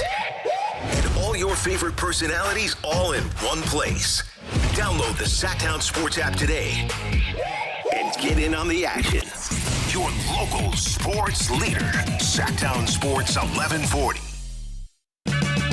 Check engine or ABS light on? Take the guesswork out of your warning lights with O'Reilly Veriscan. It's free. Ask for O'Reilly Veriscan. O'Reilly Auto Parts. Now that Wendy's has these new biggie deals, everyone in the family can get what they're craving, from nugs to JBCs. The parental units can get an $8 biggie bundle, the eldest who think they're so grown can get a $6 biggie bag, and the little one who can do no wrong can get a $4 biggie bites. You know, assuming they have a credit card. No, I'm kidding. We take cash too. 4, $6, and $8 biggie deals for the whole family. Only at Wendy's. Price and participation may vary. Single items at regular price. Prices may be higher in Alaska, California, and Hawaii. Support comes from Amazon Business. Unlock smart business buying with fast, free delivery on millions of items and practical AI innovations that automate repetitive tasks so you can make smarter decisions faster. Learn more at amazonbusiness.com. Hi, this is Adam Johnson, owner of Golf Fitness Solutions. Most golfers practice their swing, but ignore the body swing in the club. We help golfers move better, get stronger, reduce pain, build power, and play longer. Join us for a free trial week and see how golf-specific training can help you support your body and your game. Try a class, meet the team, and find a right program for your goals. Call 916-802-5175 or visit golffitnesssolutions.com. Golf Fitness Solutions. Move better, feel better, play better. Toyota's Memorial Day offers are extended, so grab summer and savings by the wheel at Toyota's Summer Starts Here sales event. Lakeside, Mountainside, or Oceanside, Toyota's got the perfect pickup for California. Score low 2.99% APR plus $500 finance cash on the rugged 2026 Tacoma SR5. Or get $3,000 cash back on the powerful 2026 Tundra. Offers end June 1st, so get to Toyota's Summer Starts Here sales event. Toyota, let's go places. Offers available through TFS to buyers with premium rated credit. Cannot be combined with other offers. Cashback offers exclude Tundra TRD Pro. Do Crohn's disease or ulcerative colitis symptoms keep coming back? Tremfya, guselkumab, may help, with rapid remission achieved at 12 weeks and lasting clinical remission at 1 year. Some even saw visible improvement of their intestinal lining at 12 weeks and 1 year. Tremfya is a prescription medicine used to treat adults with moderately to severely active Crohn's disease and adults with moderately to severely active ulcerative colitis. Serious allergic reactions and increased risk of infections and liver problems may occur. Before treatment, your doctor should check you for infections and tuberculosis. Tell your doctor if you have an infection, flu-like symptoms, or if you need a vaccine. Healing is possible with Tremfya.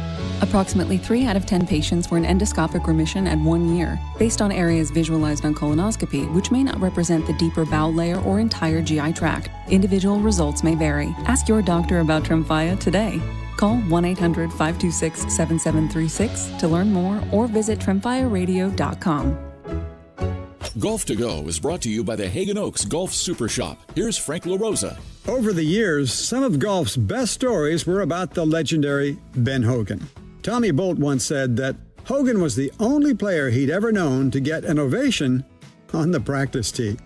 He said he saw Hogan playing practice rounds before a tournament where half the gallery was made up of other professionals.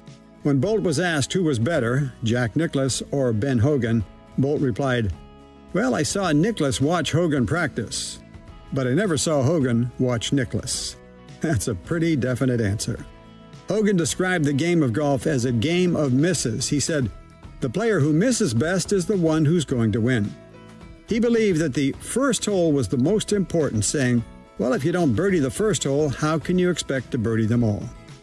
Ben Hogan knew the value of positive thinking on the golf course. That's your Golf to Go. I'm Frank LaRosa. This is Sactown Sports 1140. Hey, it's Carmichael Dave. What's up? It's Matt George. What's good? It's Alan Stiles. With the most trusted voices in the community. This is Jason Ross. Hey, it's Kayla Anderson. It's Whitey Gleason. Ready to help promote your business, both as partners and customers. All you have to do is ask. Pick up the phone, dial pound 250 and say, "Grow my business" to get connected with a team member today. That's pound 250 and say, "Grow my business." Our team will review your product, quickly pair you with a perfect endorser, and create video and audio samples, all at no cost or obligation to you. With the most live and local on-air lineup, a dynamic content-driven website, and a state-of-the-art mobile app, Sactown Sports 1140 is tailor-made to help you connect with a sports audience in Sacramento. So why wait? Dial pound 250 today. Say, "Grow my business," and let us help take you to the next level. It's time for your Sactown Scouting Report, breaking down the top prospects for the Sacramento Kings ahead of the 2026 NBA Draft. Keaton Wagler, guard, Illinois. Wagler is one of the more interesting upside bets in this draft class. Measuring in at 6'5", his combination of size, shot making, touch, and creation helped lead an Illinois team to the Final Four as a freshman. He put up about 18 points a game and did it without making a single dunk all season. The athletic questions are real, but so is the upside, and maybe it's something the Kings should be willing to bet on.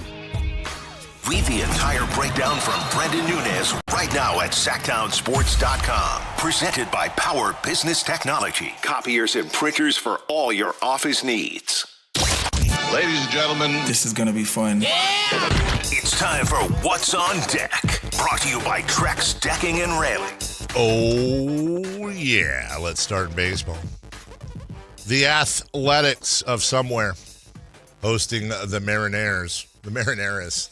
So they should call him to piss him off. Hey, Marineros. Yeah, got him. A bunch of red sauces. The A's, the first place A's at 27-27. You know what I heard not that long ago is that you know how people who try to be all Italian-y call sauce gravy, and then somebody in Italy was like, "We don't do that." I wonder if that's true because I've heard probably say something in Italian. That's what I'm guessing, but just like one person in Italy said we don't do that. The one that speaks for all Italians. Yeah. So the Athletics host the Marineros at 6:40, and the Giants at 22-32. But hey, here they come. Are they? Not really. They host the Diamondbacks. Or wait, did they even host them? Or I think they're on the road. I don't know. Who cares? Yeah, they host them. Whatever. And then speaking of hosting, good old Oklahoma City. Yeah, Bricktown. Game 5. Game 5. Who's favored by how much, Jason Ross? Let's go with Oklahoma City, favored by 5.5. 5.5, Anthony. I think OKC 1.5. 1.5. Circle gets the square. We don't have an exact answer, but Jason Ross. They're favored by 4.5. Oh. Guess what, though? What? Upset alert. Spurs winning tonight. I'm calling it. Are you? Yep. So is the series over? I agree. No, I was saying it's over. Just say they're winning tonight. Yeah, they're going to get one back. It'd be up 3-2, winners of 2 in a row, going home to end it? Yeah. Okay. Here's a fun question for you, both. And I will admit that one of these has an asterisk. Can you name, and everybody feel free to play along at home, can you name the 8 teams in Major League Baseball that do not have the city they play in their name? Athletics. Correct. That's all I got. Marlins. They're Miami now. Oh, yeah, they were. Okay, so then it's got to be Texas Rangers. That is correct. Does Washington count? Even though it's D.C.? Yeah, because they don't. But Washington's. I said it wrong. They don't have a city in their name, I guess. So Washington would technically be a city, I think. Okay. There's 8 of them? There's 8. And 2 of them are really. 2 of them you're going to get. New 2 York? of them. New York. Okay. Mets and Yankees. Okay. They're not the New York City Mets and Yankees. That's That's got to 4. be more state. Yeah. Like I said, those are the 2 I thought you would for sure not get. So congratulations on that. There's 1. Minnesota. The Minnesota Twins are 5. Arizona. That's 6. Nice. We're missing 2. I'm not going to get the last 2. Let's see. I'm going to cheat. Because we got what? 1, 2. AL or NL? AL. Both AL? Well, I'm trying to think. I forget. I feel like you have 6, but I want to say you got 7. We'll see if you can guess this. No, because that's 1, 2 you got for sure. 3 you got for sure. You have 4. I just got the answer and I cheated, so I'm not going to say it. Okay. They're both AL? At least one of them's AL. I can't remember if you said one. I don't know. I give up. The Tampa Bay Rays. Because there's no Tampa Bay. Oh. But that's why I said that's the one that's janky. Okay. The Milwaukee? Oh, that's a city. That's a city? Is Milwaukee a city? Yeah. Wait, hold on. I want to explore this stuff for a second. Did you think it was a state? Well, here's what happened. I cheated and looked at the chat, and someone said that. And so then I thought about it, and you're absolutely right. I knew that was in Wisconsin. But you knew it was a city. I know it's in Wisconsin. That Milwaukee is in Wisconsin, but could have maybe been a state in yeah, Wisconsin?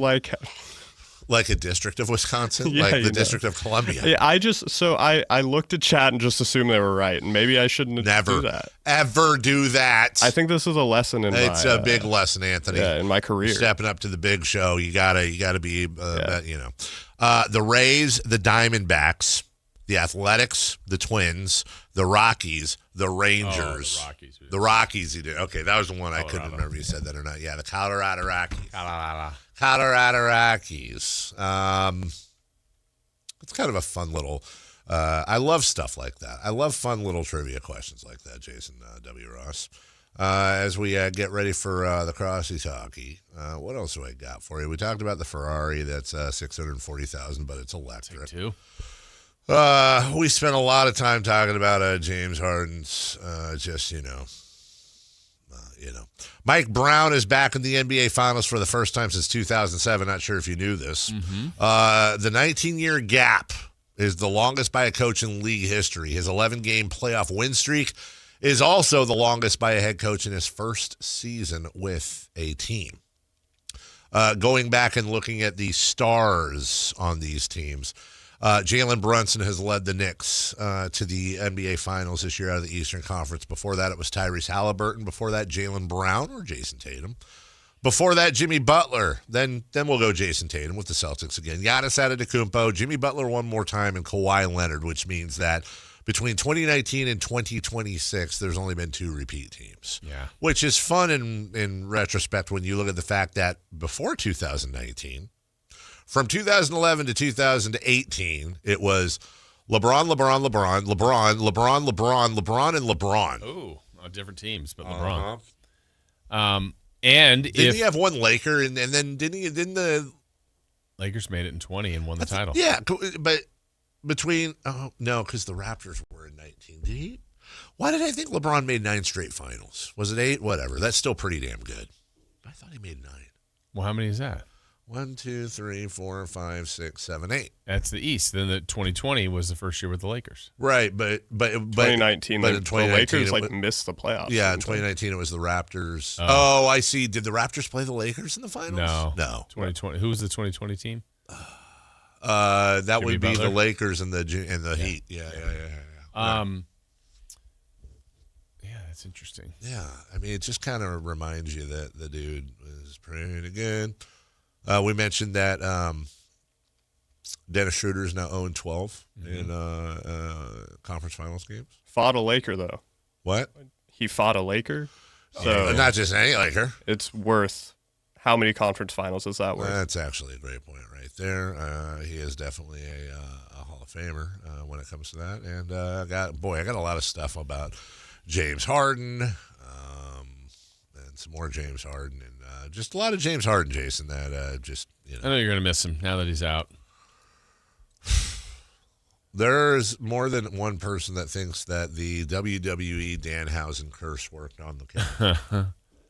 Well, the league, I told you this at the league meetings earlier this year, they were very much bragging about the fact that there have been 7 different champions in the last 7 years. Mm-hmm. If the Thunder get eliminated, we'll be at 8 for 8, whether it's the Knicks or the Spurs. I last year at this time, remember I was all aboard the Thunder train because I wanted Sam Presti and them to get one, and now they've got one. Now I'm always a fan of that, so I am all in. I would say the Thunder are my number 3 team that I want to win it. Yeah. I don't. You know what? I would be happy. I'll be happy if it's Spurs Knicks. That's what I would like it to be. I'll root for the Knicks. Oh, I was going to say. Sorry. I was going. No. We're playing honor system. But I won't be. Same thing. It's not one where I'll be disappointed. No. Because I will be happy for Fox and Barnes if they win a championship. Moi too. Yeah. Sorry. Whoa, traitor. Whatever. But seeing Mike Brown lead the Knicks to that'd be great. That would be awesome. Yeah, I'd be happy for that.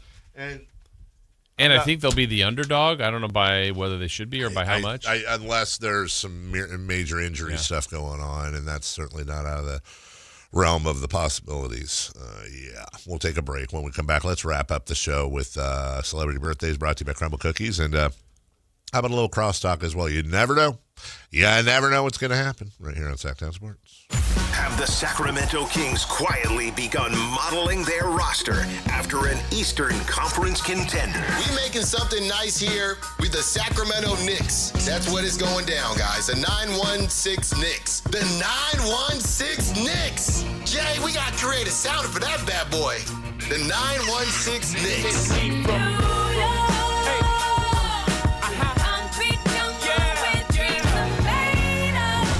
Your exclusive home for Kings basketball. Sactown Sports 1140.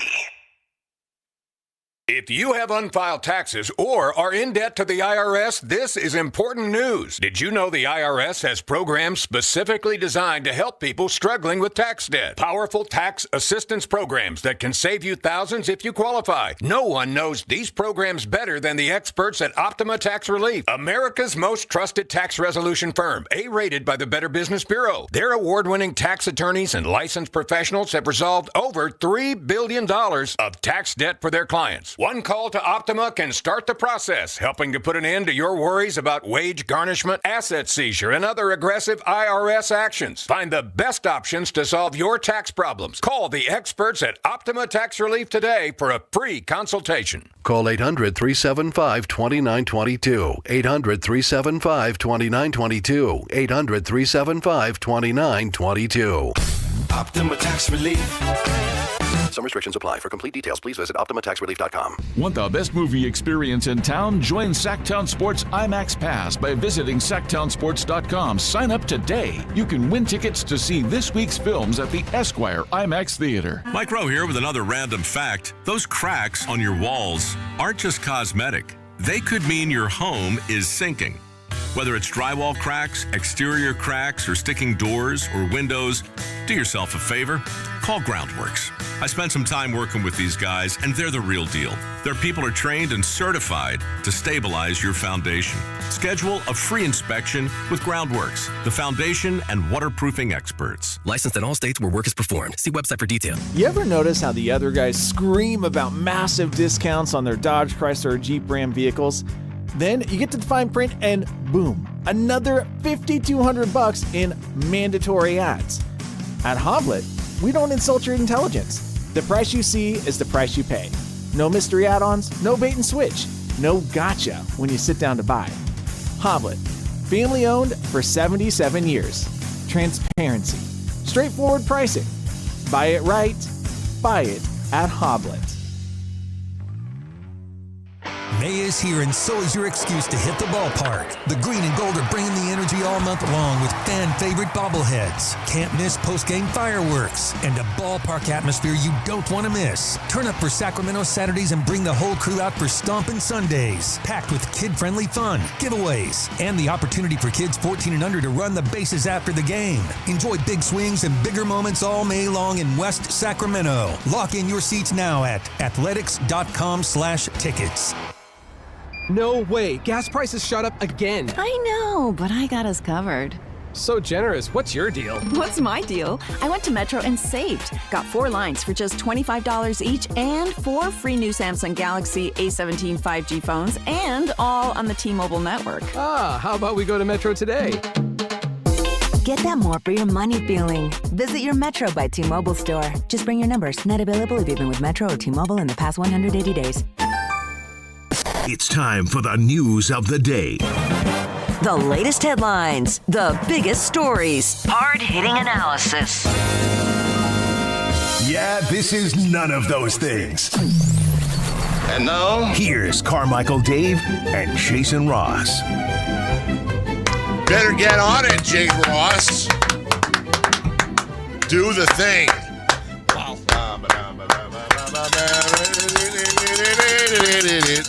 The box is collapsing. Hello. Can't hear you. And Kayla.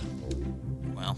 What was okay, your good morning. Snikey remark? What's Snikey? Snikey? Is that like a shoe? Yeah, I have those shoes. It's a new shoe. It's called Snikey. Snikey for people who are just, always making, what's the word I'm looking for? Snarky. Snarky. What was snarky? What did I say that was snarky? Turn on your microphone. No, I was saying your microphone wasn't on when you were talking. I didn't know if your headphones were working. I didn't want it to be. I was... So why did you talk into it? Really good Dave impression. Because that's just what I'm used to doing. Talking to a microphone for a living. How was your weekend? Yeah. Good. Birthdays. Yeah. Anything good? Bad? You're wearing a hat that says good. It says good. Yeah. Yeah. Mine was fine. Yeah. Average. You should wear a hat that said bad. When I right? Hats like that. Because I can't get anything out of my kids, my son at least, when I pick him up from school, I say, what's the best thing that happened to you in school today, and what's the worst thing or something you wish you could do differently? So what was the best thing you did over the weekend? Or the most fun thing, or the highlights? It's okay to say nothing.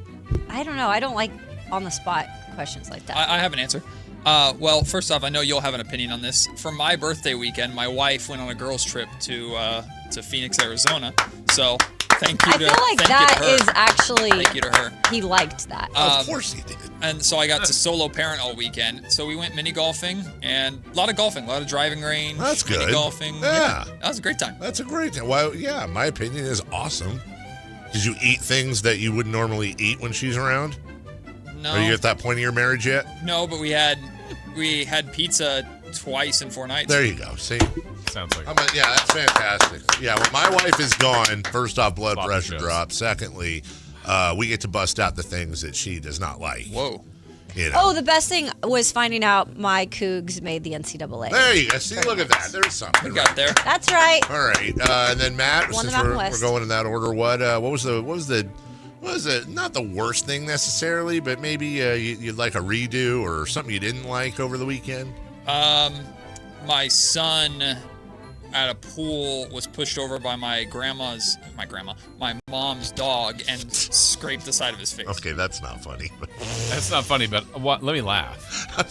Because he let in a funny way. My son was pushed over by my grandma's dog is inherently funny. And well, then it's his grandma. And then mom. Oh, okay. And then the scraping of the face. Yeah, his funny. Face is all big scraped dog? up. Big dog? Yeah, what kind of dog? Yellow lab. Yeah. Oh, they're the best. Yeah. Was he just yellow lab, just super excited? Oh yeah. Was there tears? Yes. Yes. From the dog? He hurts himself all the time, though. He's just a walking injury. This is great parental advice I got once. I'm curious if you do this or not. We learned very quickly that whenever my daughter or son would fall or do something to hurt themselves, we would instantly jump up and start clapping and being all happy and like lift them up and be like, "Wee! Oh my God, that was a minute!" Like we would overact it like they just won the World Series because we realized early on that they react off of our reaction. Yeah. So if we get up, we're like, "Oh my God, are you okay?" And like, no. Our go-to is my wife and I become very over-animated umpires, and we call like safe or out. There you go. That like works. That. Sometimes it works. Sometimes it doesn't. When they really get hurt, not as fun. Kayla, same question to you. I told you I don't like those on-the-spot answers. Sorry. I'm not in the mood today. I asked him, you're never in the mood. Yeah, I am. What are you talking about? I usually asked him liven like up 20 crosstalk. minutes ago about it. It's not on the spot, and then you came back with an on-the-spot thing you liked. Sorry. Celebrity birthdays are brought to you by Crumble Cookies. Hey! Come up with it on the spot, Dave. Yeah, right? I can't. You don't like it. How much time are you going to be spending on the show today with my string of breaking news about the Kings today? You had a lot of sources talking in one break. Or one source just talking a lot. All 100%. All 100%. But here's the thing. Dangerous how? It's 100% true. No, it's not. Which one's not true?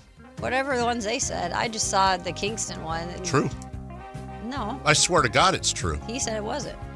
What? Which part of it wasn't true? I said, we talked about that. He's like, those aren't true. No, I said Dave's trolling. Yeah, that's what I mean. Was trolling, but part of the troll. Not true. He's putting a bunch of things out that are all probably accurate but very vague and surface level. But they're not directly from a source. Yeah, they are. They 100% are. I'm not joking. I'm staying out of this. No, I promise you, I'm not joking. The whole point of it was silly season, and every year we do this. Where I saw, what was the one I saw? It was I hate it. Detroit is going to take a look at Kawhi Leonard should he become available. Oh yeah, I saw that one. And what was the one I saw over the weekend? The Kings might have to, what was it? The Clippers and somebody else might hold them hostage to move up to get Darius Acuff. I just saw Brian Windhorst put out that LeBron doesn't want to take a pay cut to go to Cleveland. Now, see, for something like that, that's kind of specific. So it's so that he might have that. Okay, well, screw me then. But no, I'm not saying he does. He's just usually the LeBron whisperer. I was just trying to relate to you, Dave. But yeah, no, the whole thing is it's silly, stupid season, and these aggregators put out stuff like, this guy is in play at number 7. There's like 5 guys in play. Are you saying Matt was one of those guys? No, it was actually. Why did you do something like that? No. It was actually a guy we like. Bless you. Bless you. Oh, you sounded like Michael Jackson. I knew it was exactly. Was it Brett Siegel? Yeah. Yeah, it was one of them. We like Brett. That's Alan's boy. Yeah. Oh, is it? Well, I like. Be careful. Don't take him. I like. We got our guy. Who do I like? 9-1. What was it? Can we have a guy? 9-1 Knicks. 9-1 Knicks. The Allen Styles. Knicks and Kings are the same team. Do we get a guy? When do we get a guy? Well, I guess Spears was on our show. Yeah. Mark Spears. Mark was on our show. Landscape. I mean, come on, man. He's great. He's a Hall of Famer. I don't have a Hall of Famer. Jason didn't have a Hall of Famer. Sam is like first ballot. He's a hog. He's a hoss. Hog. And a hoss. And a hoss. He's a Hall of Good. Oh, don't do that to Sam. Sam had a really good article this weekend Hall on of Great. Yeah, that De'Aaron. which, by the way, was really the genesis of this whole thing because did that get misaggregated. Oh, terribly. Loved it. It was Sam saying, rightfully so, that chatter around the league is wondering whether or not De'Aaron Fox is going to be well, yeah, no crap. You know where the chatter didn't come from? San Antonio. Yeah, everybody aggregated that like Sam was saying that was the point of the article when the point of the article was this makes no sense and here's why. Yes. Jason, who got old today? Hey, buddy. Hey, hi. How about on this date, in what year did The Hangover Part 2 come out? Ooh. Part Somewhere Verlaud's screaming at us. It wasn't that long ago. 2014. It's with Verlaud not here. It's actually everything's in play now. 2014. I think Dave's right. I'm going to say 2013. I think I was in high school. 2015. 2016. 2011. Yeah. Oh, wow. Yeah.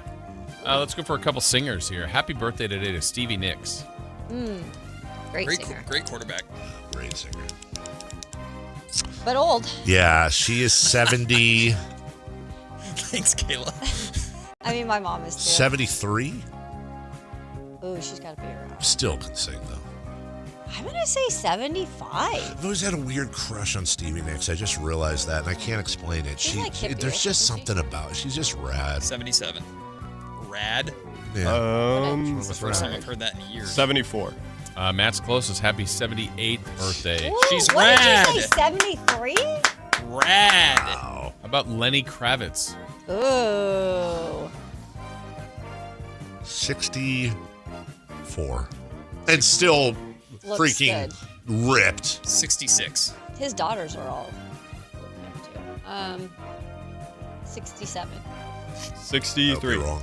Anthony's the closest. 62. Yay. 67. I'm glad to be. Yeah, it's too. Happy birthday to Lauryn Hill. Oh, love Lauren. Really? Oh. Love Lauryn Hill. Last week. And Sister Act? Last week I'm rolling into, it was Friday. I was coming into work. I had not listened to it in 10 years. I put on Miseducation, Lauryn Hill. Yeah. Listened to the whole thing. And then it's her birthday. That stuff so cool. Creeps me out, dude. Lauryn Hill is 50. 51. 51, yeah. That's right. 49. We have a correct answer. Goes to Matt and Kayla, 51. Wow. Yes. Oh, we were all right there. That's funny because it's like the first thing that popped in my head. Another singer. Happy birthday to Hank Williams Jr. What is this, Singer Tuesday? Uh-huh. Good people born on this day. Hank Williams Jr. is, he's probably old. 75. Is this junior? Yeah. Senior's been dead a while, hasn't he? Or He gone. 75. 73. 76. Anthony's close to 77. Oh. And last one, non-singer. Non-singer. Non-singer. Happy birthday to Micah Parsons. Oh. Richest player in the NFL, apparently, or something like that. 28. 29. 28. 27. We have a correct answer. It goes to Anthony, 27. Anthony cleaned up. Yeah, he's Young young. Parsons. Parsons Project. Chandler Parsons. Yeah. What's coming up on the show today? Big Tuesday. Micah Parsons. Celebrating Mike Brown's trip to the NBA Finals, ladies and gentlemen. You know what's great is that he learned to coach again. Nearly 17 months to the day.